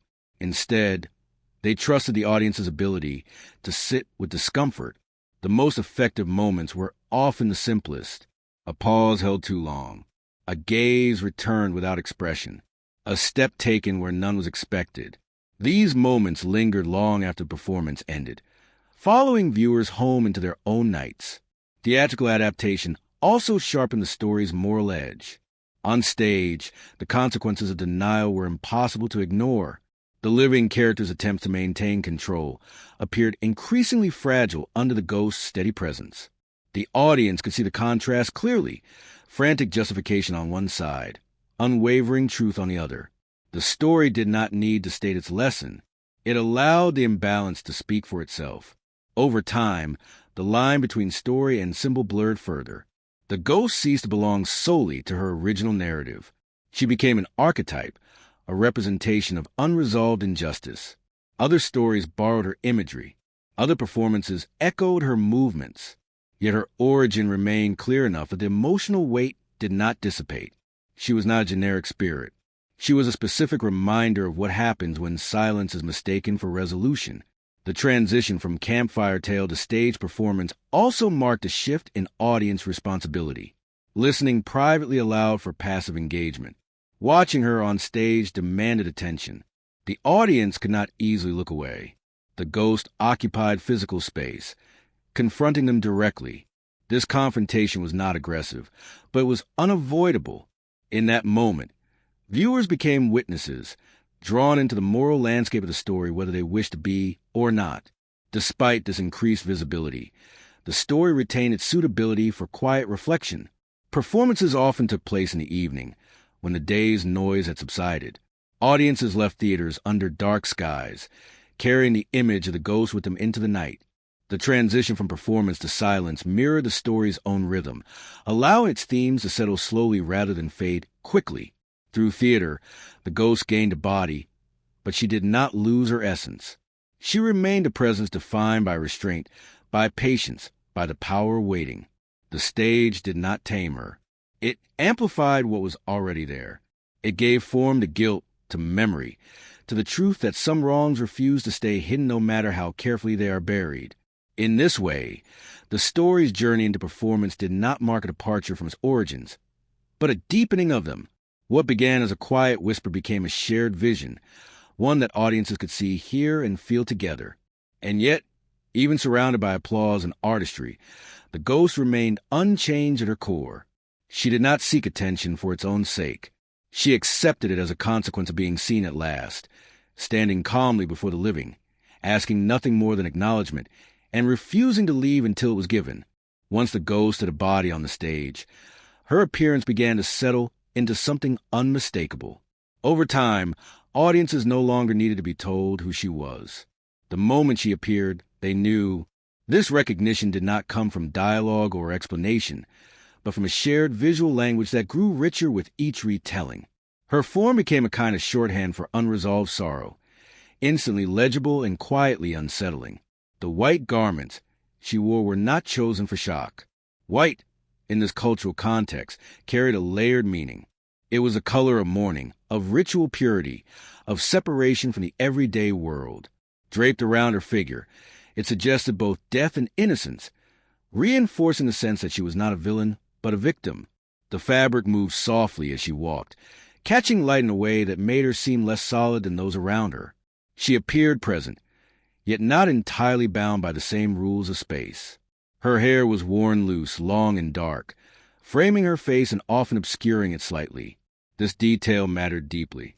In life, hair was carefully arranged, controlled, styled according to social expectations. Loose hair signaled a break from those rules. It suggested disorder, but also release. The contrast was powerful. What had once been contained was now unbound. Yet even in this unbinding, there was no wildness. The hair did not whip or tangle dramatically. It simply fell, heavy and still, like something long neglected. The face itself was pale, but not grotesque. There was no exaggeration. No distortion meant provoke disgust. Instead, the pallor suggested absence. Blood no longer moved beneath the skin. Warmth had departed. The eyes, however, remained striking. Often darkened, shadowed, or ringed with subtle emphasis, they held the audience's gaze without blinking. These eyes did not glare. They did not threaten. They watched, and in watching, they created unease far more effectively than any display of aggression could. Perhaps the most unsettling element of all was her posture. She stood upright, composed, her movements measured and deliberate. There was no frantic energy, no erratic motion. Each step was slow, almost floating, as though she were gliding rather than walking. This calmness was deeply disorienting. Audiences expected ghosts to behave unpredictably, to embody chaos. Instead, she embodied control, a control that did not belong to the living. This visual restraint reinforced the story's emotional core. The ghost did not need to frighten through action. Her stillness did the work for her. When she paused, the pause stretched. When she turned her head, the motion felt heavier than it should. The living characters, by contrast, appeared restless, reactive, unsettled by her presence. The imbalance between their agitation and her composure inverted expectations. It suggested that she, not they, was aligned with some deeper truth. Over time, these visual elements became codified. Artists depicted her in woodblock prints. Performers replicated her gestures. Audiences came to expect certain details, and storytellers delivered them carefully. This repetition did not dull the impact. Instead, it deepened it. Each familiar element carried accumulated meaning, reinforced by memory and association. Seeing her face was not just seeing a ghost. It was recalling every version of the story that had come before. What made this imagery so powerful was its emotional accuracy. The ghost looked the way unresolved grief feels. Pale, quiet, persistent. She did not intrude violently into the world. She existed alongside it, impossible to ignore once noticed. The visual language captured this perfectly. It made internal states visible without reducing them to spectacle. This clarity of image also ensured the story's survival across generations. Even as details of the narrative shifted, the ghost's appearance anchored it. She became a constant, a visual promise that the emotional heart of the story remained intact. New audiences might not know every plot point, but they recognized her immediately. Her image carried the story forward even when words were forgotten. Importantly, this iconic appearance did not belong to her alone. It shaped how ghosts were imagined more broadly. Other stories borrowed elements of her form, consciously or not. White robes, loose hair, pale skin, restrained movement. These features became associated with a specific kind of haunting, one rooted in sorrow and injustice rather than rage or chaos. Through her, a visual vocabulary was established, one that communicated meaning before a single word was spoken. Yet even as her image spread, it retained a sense of specificity. She was not interchangeable with other spirits. Her calm, her sadness, her patience marked her as distinct. This distinction mattered. It prevented the story from dissolving into abstraction. She remained connected to a particular experience, a particular kind of suffering. The image did not erase her humanity. It preserved it. Audiences responded to this humanity instinctively. Fear was present, but it was tempered by sympathy. Viewers felt unsettled not because she might harm the living, but because she reminded them of harm already done. Her appearance forced a reckoning with discomfort that could not be dismissed as fantasy. She looked too familiar, too believable, too restrained to be safely ignored. Lighting and staging further enhanced this effect. She often emerged from shadow rather than bursting into view. The transition was gradual, almost imperceptible. One moment, the space appeared empty. The next, she was there. This method mirrored the way guilt and memory surface, not suddenly, but slowly, catching the mind off guard. The audience experienced this emergence physically, leaning forward, realizing too late that they were already looking at her. The soundscape around her was equally restrained. Sometimes there was no sound at all. Sometimes a low, sustained note accompanied her presence, barely audible but impossible to ignore. Silence often followed her, creating a vacuum that drew attention inward. In that silence, the audience became acutely aware of their own reactions, their breathing. Among the many ghost stories that circulated through Japan over the centuries, this one settled into a place of unusual permanence. Others rose and faded, tied to particular regions, eras, or fears that eventually lost their urgency. This story, however, remained. It resurfaced again and again, retold in different forms, adapted to new audiences, yet always recognizable. The question of why it endured when so many others did not is inseparable from what it asked of those who heard it. Many ghost stories relied on spectacle. They shocked with sudden appearances, grotesque transformations, or violent acts meant to provoke immediate fear. These stories thrilled, but their power was fleeting. Once the surprise was known, the fear diminished. The story worked differently. It did not depend on the unexpected. In fact, its strength grew with familiarity. Knowing what would happen did not make it less disturbing. It made it more so. The fear inspired was not rooted in danger, but in inevitability. From early on, listeners sensed that the outcome could not be avoided. The tragedy did not hinge on a single mistake or moment of madness. It unfolded through ordinary choices, each one understandable on its own, each one quietly narrowing the path forward. This realism made the story difficult to dismiss. It suggested that the boundary between safety and ruin was thin, and that crossing it required no dramatic intent. Other ghost stories often positioned their spirits as outsiders, intrusions from beyond the normal order of things. They came from cursed places, remote landscapes, or unnatural events.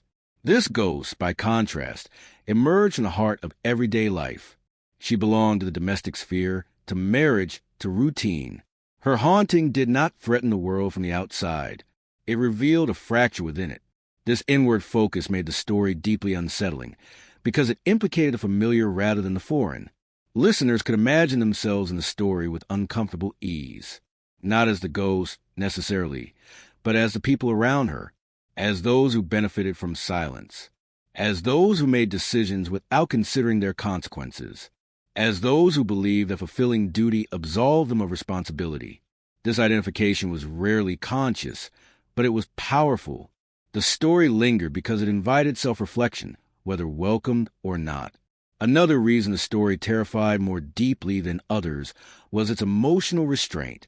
It refused to provide release through violence or catharsis. The ghost did not scream or destroy. She waited.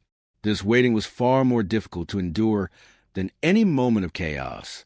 It mirrored real-life guilt, which does not explode and vanish, but settles in and persists. The haunting did not peak and end. It continued, unresolved, mirroring the emotional states it represented. Sympathy played a crucial role as well. Many ghost stories asked audiences to fear the spirit. This one asked them to understand her. The ghost's suffering was clear, but it was not exaggerated. It was recognizable. She was wronged not by monsters, but by ordinary people acting within accepted norms. This realization complicated the emotional response. Fear became entangled with compassion, making the story harder to process and harder to forget. The story also refused to offer a clean moral resolution. There was no clear act of redemption that restored balance fully. Even when acknowledgement was made, it felt insufficient, delayed, incomplete. This lack of closure was unsettling. Audiences are often comforted by the idea that wrongs can be corrected, that lessons can be learned and applied. This story suggested otherwise. Some harm, it implied, leaves traces that cannot be erased. This ambiguity extended to the ghost herself. She was not portrayed as wholly benevolent or malevolent. She existed in between, shaped by what had been done to her. This complexity made her feel real. She was not a symbol flattened into a single meaning. She was layered, contradictory, patient, and relentless at once. Such characters resist simplification, and so they resist being forgotten. Cultural context also played a role in amplifying the story's impact. It emerged in a society that valued harmony, restraint, and endurance. In such an environment, a story about the consequences of suppressed suffering carried particular weight. It spoke to anxieties that were widely felt but rarely expressed. The ghost became a vessel for those unspoken tensions, giving them form without naming them directly. Unlike other stories that warned against transgression through fear of punishment, this one warned against neglect. The terror did not come from doing something forbidden, but from failing to see another person fully. This shift was subtle but profound. It suggested that danger lay not only in excess, but in absence, in silence, in indifference. These are harder to guard against, because they feel normal, even virtuous.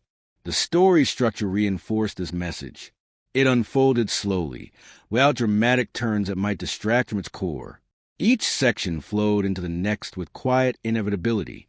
This pacing mirrored the emotional process it depicted.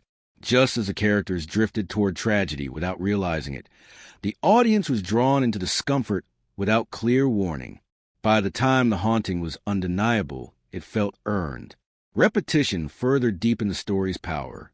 Each retelling emphasized the same moments, the same silences, the same restrained appearances. Far from dulling the effect, this repetition created anticipation. Audiences knew what was coming, and that knowledge heightened the tension. It forced them to sit with the story's implications rather than escape them through surprise. The ghost's visual consistency also contributed to her enduring terror. Her calm demeanor, her stillness, her refusal to escalate made her presence feel absolute. She did not need to adapt to frighten new audiences. She remained the same, and the world adjusted around her. This stability contrasted sharply with the living character's increasing instability, reinforcing the sense that she represented something unchanging and inescapable. Over time, the story accumulated emotional resonance through collective memory. People did not encounter it in isolation. They heard about it from others, saw references to it in art and performance, recognized its imagery in unexpected places. Each encounter reinforced the last, building a shared understanding of what the story meant. It became part of the cultural landscape, a reference point for discussions about guilt, responsibility, and remembrance. What ultimately set this story apart was its refusal to let the listener remain passive. It did not allow fear to be enjoyed from a safe distance. It drew the audience into a moral space that felt uncomfortably close to their own lives. The question it posed was not whether ghosts exist, but whether unresolved harm can ever truly be left behind. This question lingered long after the story ended, shaping how listeners thought about their own choices. In this way, the story terrified not by threatening physical harm, but by challenging emotional complacency. It suggested that being ordinary did not guarantee innocence, that fulfilling social roles did not absolve one of moral responsibility. These ideas are unsettling because they offer no easy defenses. They ask the listener to consider not just what they have done, but what they have failed to notice. The ghost's patience amplified this discomfort. She did not rush toward resolution. She did not demand immediate reckoning. She waited, confident that time would only deepen the truth of her presence. This patience made the story feel timeless.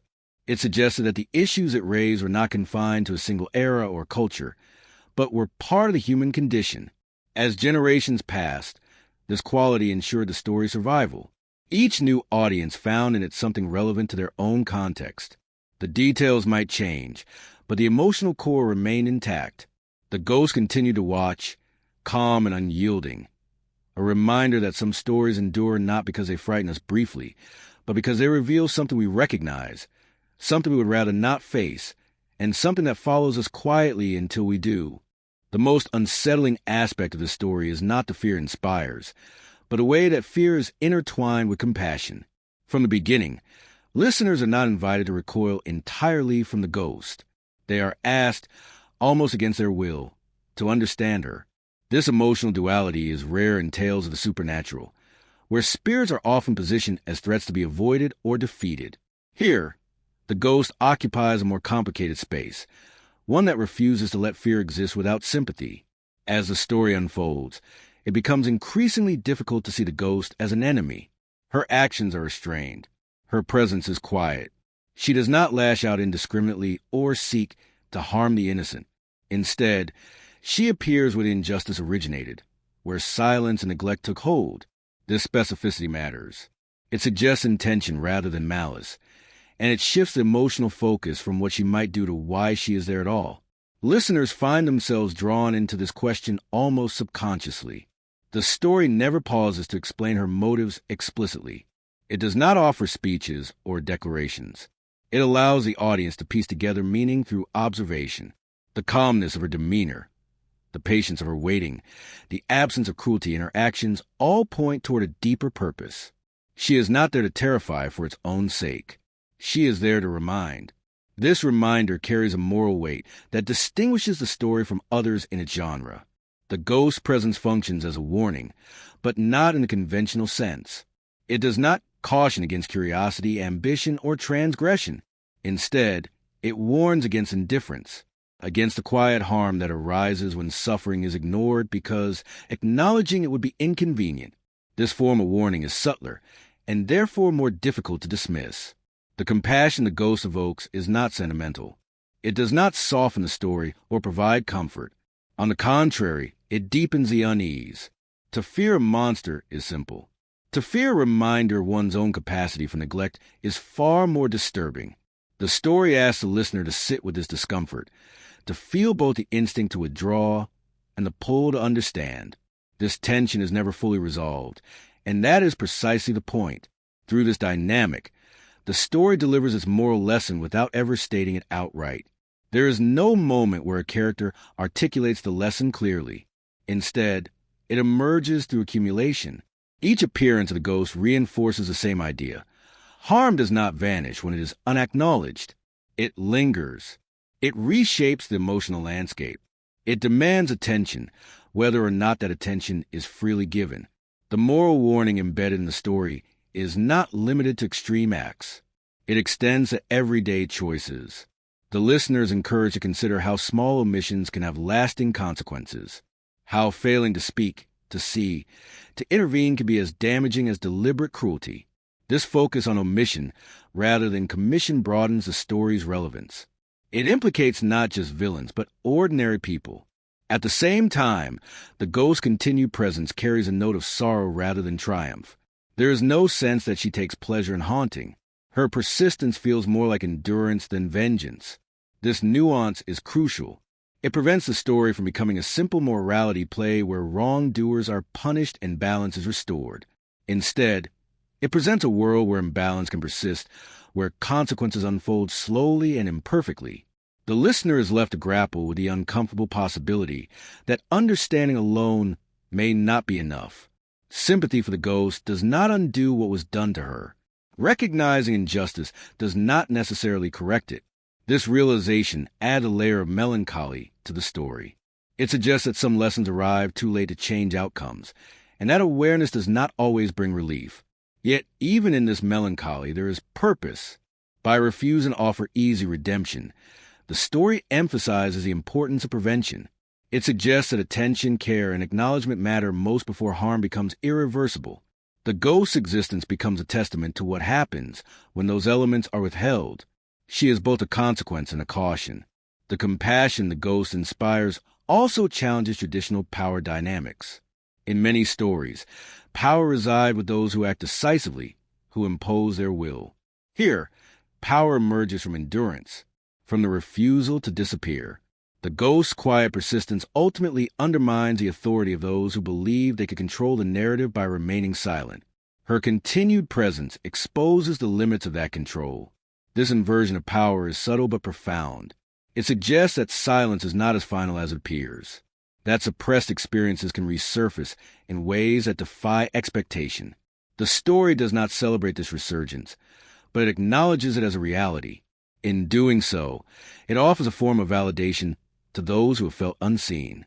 It suggests that their experiences, too, have weight, even if that weight is not immediately recognized. The fear the ghost inspires is therefore inseparable from recognition.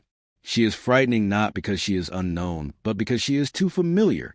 She embodies the emotional cost of social norms that prioritize order over empathy. Her presence asks whether harmony achieved through silence is truly harmony at all. This question lingers long after the story ends. The story's moral warning is also directed inward.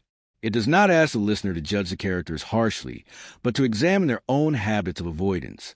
It raises uncomfortable questions about how often we choose ease over responsibility, how often we accept explanations that spare us discomfort. These questions are not answered within the story. They are handed to the listener to carry. Importantly, the story avoids framing the ghost as a righteous avenger. This choice preserves its emotional complexity. If she were simply punishing wrongdoing, the moral lesson would be clear and contained. As the story continued to move through generations, it began to occupy a space beyond immediate performance or intimate retelling. Families told it to one another in quiet evenings, their voices lowered, as if speaking too loudly might disturb the balance of the world outside. Even as it passed orally, the tale evolved, absorbing the sensibilities of those who carried it, yet its core remained intact. The ghost's persistence, the injustice that gave rise to her, the moral weight of silence and neglect. All of these continue to define the story across time. The way the story was transmitted ensured that it became more than just entertainment. It was a ritual of memory, a way to keep the past alive while navigating the present.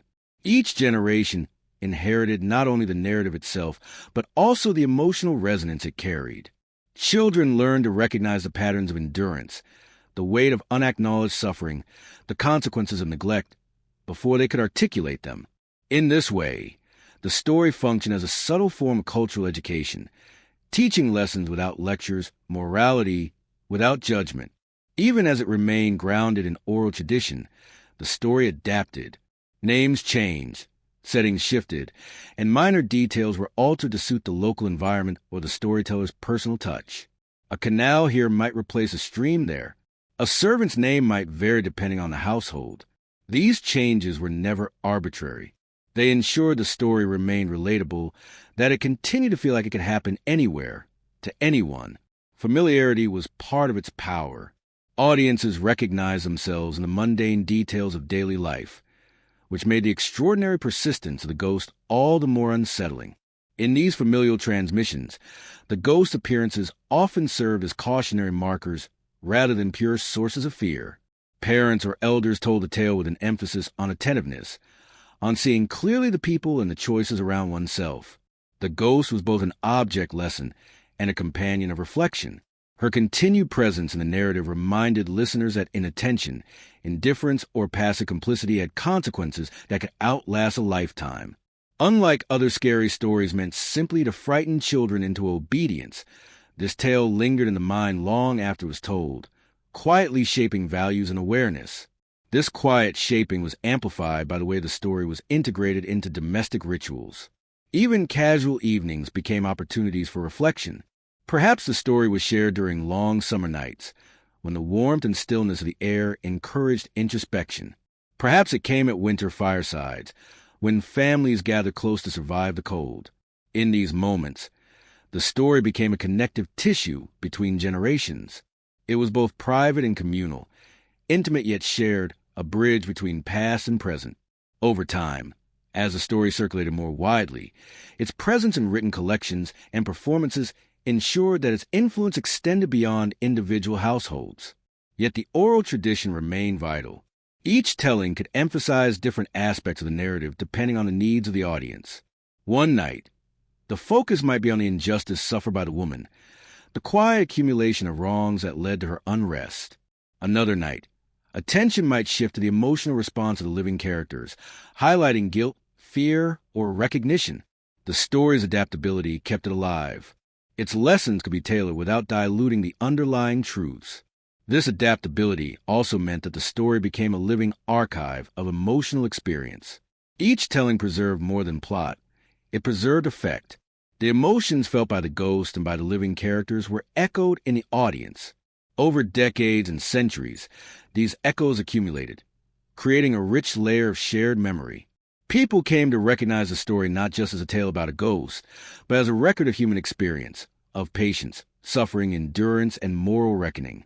It was a story that existed both outside time and within it.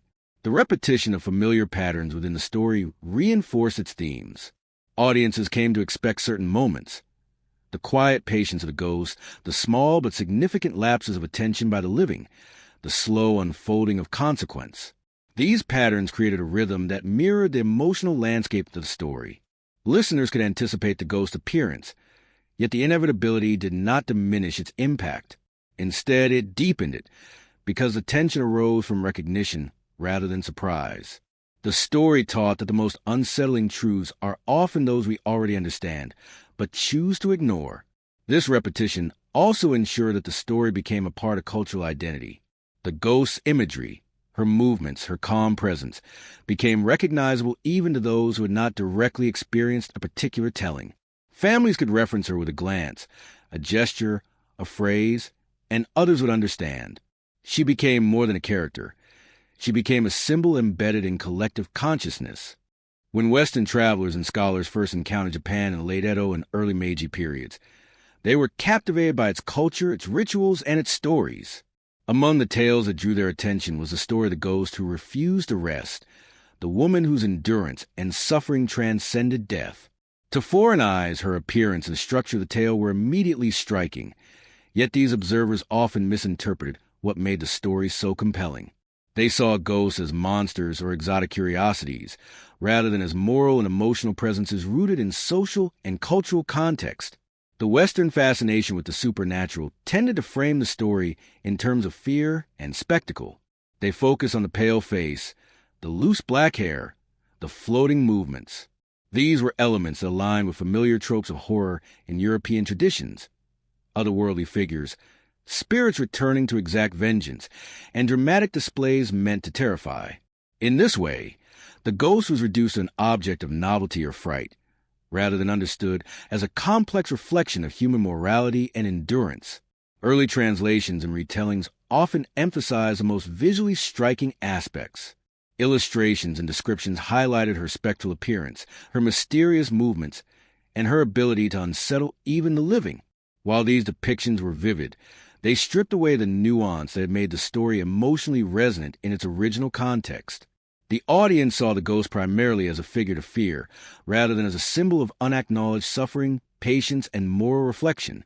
Moreover, Western interpretations sometimes misunderstood the social structures that gave rise to the story. Observers failed to grasp the rigid hierarchies, the gendered expectations, and the moral weight of silence that shaped the lives of characters. They interpreted obedience and endurance as passivity or weakness, rather than recognizing them as complex forms of navigation within a restricted society. This misreading shifted the focus from systemic pressures and ethical dilemmas to individual victimhood or fantastical horror. The ghost's endurance was often reframed as malevolence. Western readers, unfamiliar with the cultural significance of patience and quiet persistence, assumed that her presence was motivated by revenge or hatred. They overlooked the moral subtlety, Her haunting was less about punishing the living than about demanding recognition of harm long ignored. This reframing altered the story's ethical and emotional center. The ghost was no longer a reflection of the consequences of neglect.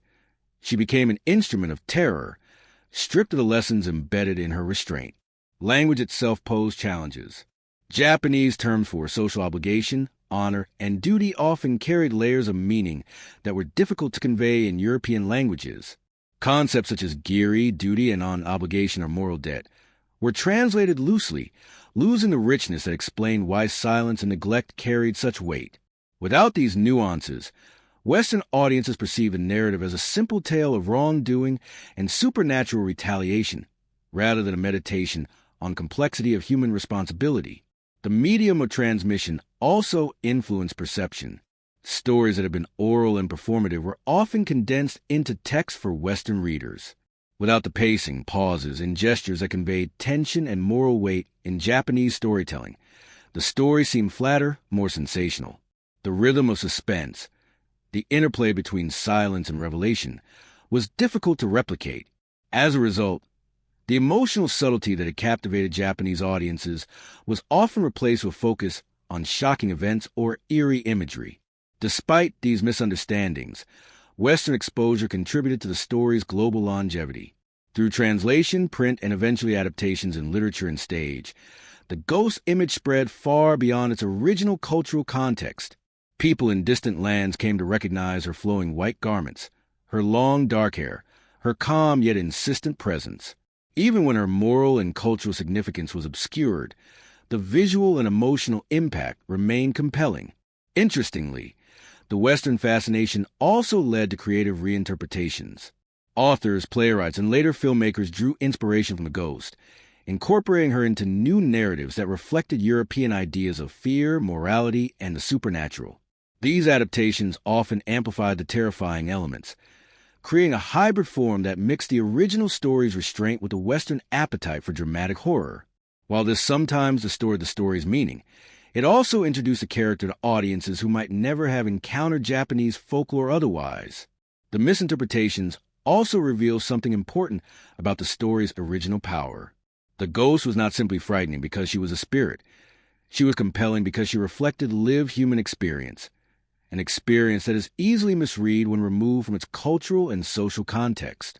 In modern Japan, the story of the woman who refused arrest continues to resonate, though it has taken on new forms, new meanings, and new contexts. The ghost who haunted Edo streets, who emerged from the silence of a carefully maintained domestic world, has moved into the collective imagination of a nation transformed by industrialization, urbanization, and globalization. Her presence persists not because it is confined to a particular home, a particular street, or even a particular era, but because the story addresses something fundamental about human experience: the consequences of neglect, the weight of unacknowledged suffering, and the enduring power of memory. In contemporary life, the ghost appears less as a literal figure than as an archetype, a symbol whose lessons remain urgent even as the world around her has changed. The transition to modernity brought enormous social and cultural shifts in Japan. Edo's tightly structured, hierarchical society gave way to new forms of social organization, mobility, and economic activity. The rigid norms that had constrained women's lives loosened in some ways, yet the pressures of conformity and expectation did not disappear entirely. The ghost story adapted naturally to this new context, finding new audiences and new media through which to communicate. It became less tied to oral storytelling in domestic settings and more present in literature, theater, film, and eventually television and digital media. Despite these changes in medium, the story's emotional and moral core, its focus on endurance, recognition, and the consequences of inattention, remained remarkably resilient. One of the most significant adaptations in the modern era occurred in film. The rise of Japanese cinema in the early 20th century created new opportunities to reinterpret the ghost visually and narratively. Directors drew on traditional theatrical techniques from kabuki and no, but they also introduced cinematic tools such as framing, lighting, and editing to heighten tension and underscore psychological nuance. The ghost's movements, once expressed primarily through stage gesture, could now be emphasized through camera angles, slow tracking shots, and deliberate pacing. Her pale face and flowing garments, iconic in woodblock prints and stage performances, could be captured in close-up, allowing audiences to witness the subtle emotions that informed her presence: calmness, persistence, sorrow, and quiet insistence. In these cinematic adaptations, the ghost often appears more fluid, almost ethereal, emphasizing her liminal status between life and death. Unlike the dramatic horror figures found in Western films, she does not attack or overwhelm. Instead, she moves with a slow, deliberate rhythm, reinforcing the story's central tension between inevitability and inaction. The medium of film allows her to occupy space in ways that stage performance could only suggest. She can glide silently down a corridor, appear in a doorway without warning, or linger in shadow, each moment emphasizing her connection to unfinished business rather than physical threat. Her calm persistence creates an atmosphere of moral and emotional weight rather than immediate terror, maintaining the story's original tension between fear and empathy. Modern literature and manga have also reinterpreted the story for contemporary audiences. Authors and artists often emphasize psychological depth and thematic resonance, exploring the ghost as a symbol of societal and personal accountability. In these narratives, the haunted becomes a lens through which to examine relationships, morality, and memory. The ghost represents more than the consequences of a single act. She embodies the broader moral landscape of modern life, illustrating how neglect, denial, and indifference can ripple outward over time. By exploring these themes, contemporary authors preserve the story's reflective quality while situating it within a context that resonates with readers who may never have lived under Edo's rigid social structures. In manga and anime adaptations, the visual elements of the ghost are often exaggerated to convey emotional resonance and narrative clarity. Her long black hair, white garments, and pale face are retained, but her expressions may be subtly emphasized to communicate sorrow, endurance, or quiet judgment. These adaptations often allow readers to interpret her presence in multiple ways, just as the original oral stories did. She is simultaneously a victim, a moral agent, and a reflection of the audience's own conscience. Her stillness, persistence, and calmness continue to unsettle, not because of supernatural threat, but because she forces the audience to confront unresolved emotional and ethical tensions. The story's persistence in modern Japan is also evident in television, particularly in horror and supernatural programming. Series that blend folklore with contemporary settings frequently draw on the ghost's image and narrative structure. Urban environments replace Edo streets, yet the underlying dynamics remain the same. Individuals confront the consequences of neglect, miscommunication, and unacknowledged harm. The ghost operates as a moral and psychological mirror, highlighting both individual and collective responsibilities. These adaptations underscore that the story's core themes are not bound to historical context. They are deeply human, relevant to any era in which social norms, personal responsibility, and empathy intersect. Even beyond explicit narrative media, the story continues to influence Japanese cultural consciousness through popular imagery and references. Her face, posture, and attire become iconic symbols of enduring grief and unresolved injustice. She appears in visual culture not only as a literal ghost, but as a metaphor for memory, morality, and attention. Advertisements, graphic novels, and online content sometimes reference her form to evoke quiet unease or emotional reflection, demonstrating that her influence extends beyond the specific narratives of her origin into the broader symbolic landscape of contemporary Japan. Interestingly, the ghost's modern presence often reflects societal anxieties that were not central to the original Edo period story. In a society grappling with rapid urbanization, technological change, and shifting gender roles, the ghost has come to represent the persistence of old injustices and the consequences of ignoring human needs. Her patience and insistence highlight the dangers of neglect in a fast-paced world, where individuals and institutions may fail to observe or address harm. In this sense, the story maintains its moral and emotional relevance, offering guidance and reflection even in contexts far removed from its original social structure. The narrative's emotional complexity continues to resonate with modern audiences. Fear is always tempered by empathy. Audiences are not encouraged to recoil in terror alone. They are invited to understand, to reflect, and to recognize the consequences of their actions. This duality creates a depth of engagement that sustains interest over time. The ghost's calm persistence, her refusal to escalate, Her quiet observation of moral imbalance compels viewers to confront the uncomfortable realities of human behavior and responsibility. She becomes less a figure of fright and more a mirror reflecting what remains unacknowledged in the lives of those she observes. In contemporary educational and storytelling contexts, the story is sometimes used to teach ethics, emotional awareness, and cultural history. Students of literature, folklore, and psychology encounter the tale as an example of narrative structure, moral complexity, and emotional resonance. Its enduring popularity allows it to function as both a cultural artifact and a living lesson. Educators emphasize not only its supernatural elements, but also the way it examines human behavior, social obligations, and the emotional consequences of neglect. In this way, the ghost continues to influence thought and behavior, shaping perceptions across generations and contexts. The story's survival into the digital age further demonstrates its adaptability. Online media, from streaming platforms to social networks, allows new audiences to encounter the ghost in forms that merge traditional imagery with contemporary techniques. Animated adaptations, webcomics, and short-form videos frequently draw on the iconic visual language of the story. White garments, flowing hair, a composed yet insistent presence. The narrative can be condensed, stylized, and integrated into modern contexts without losing its moral and emotional resonance. Her persistence in the digital age mirrors her narrative persistence.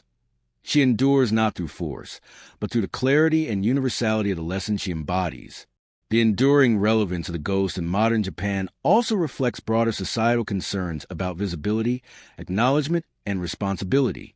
In a world where individuals may feel overlooked or marginalized, the story provides a symbolic representation of the consequences of neglect.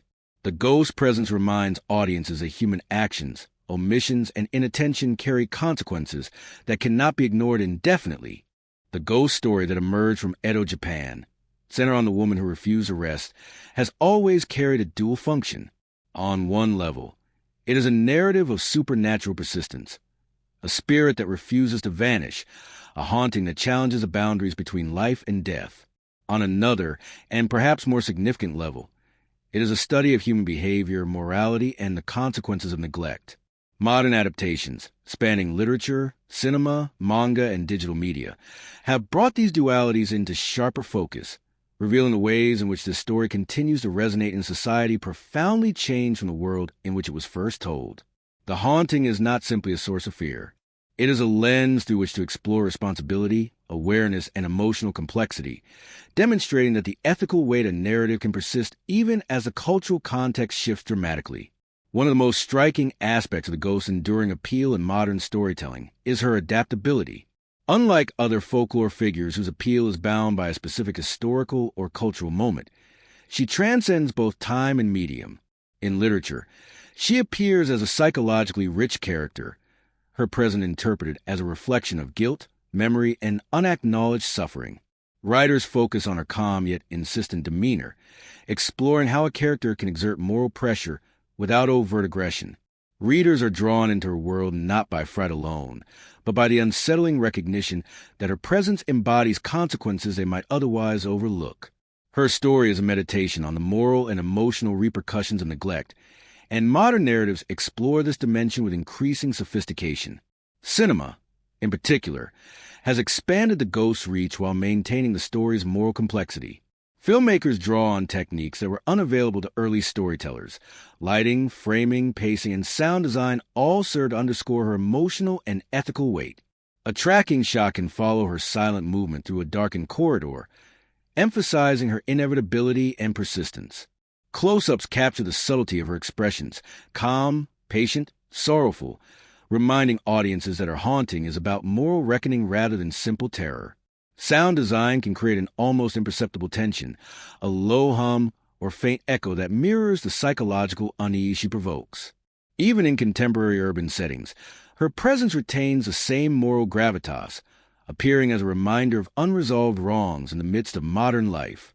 In animation and manga, the ghost form has been stylized to accentuate her symbolic significance. Her white garments, long dark hair, and pale face remain iconic, yet artists often enhance the subtle cues of emotion and persistence that define her character.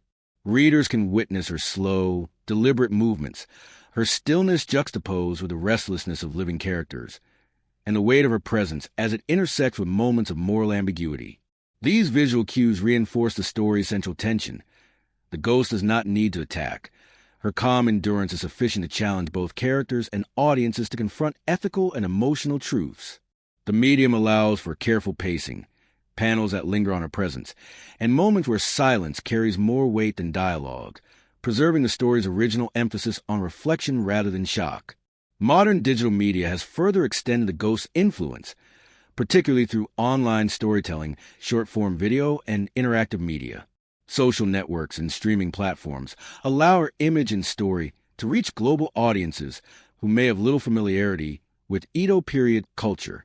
Even when these adaptations condense or reinterpret a narrative, they often retain the ghost's central qualities: calm persistence, moral insistence, and a presence that highlights the consequences of neglect. Short animations, webcomics, and interactive experiences allow audiences to encounter her in multiple contexts, ensuring that the story remains relevant and emotionally resonant even as the forms of engagement change. The ghost's continued relevance is also linked to the universality of the themes she embodies. The story addresses issues that are timeless: the ethical obligations we owe to one another, the consequences of inaction, the persistence of unacknowledged harm. These themes resonate as strongly in contemporary urban Japan as they did in Edo, where strict social hierarchies and obligations shape daily life. The narrative encourages reflection on personal responsibility, empathy, and moral attentiveness, showing that the consequences of neglect extend far beyond immediate harm. The ghost serves as a mirror, reflecting both the failings and potential awareness of those who encounter her. In modern adaptations, there is often a heightened exploration of psychological depth. Filmmakers and authors delve into the interior lives of both the ghost and the living characters, emphasizing the emotional and ethical complexities of the narrative.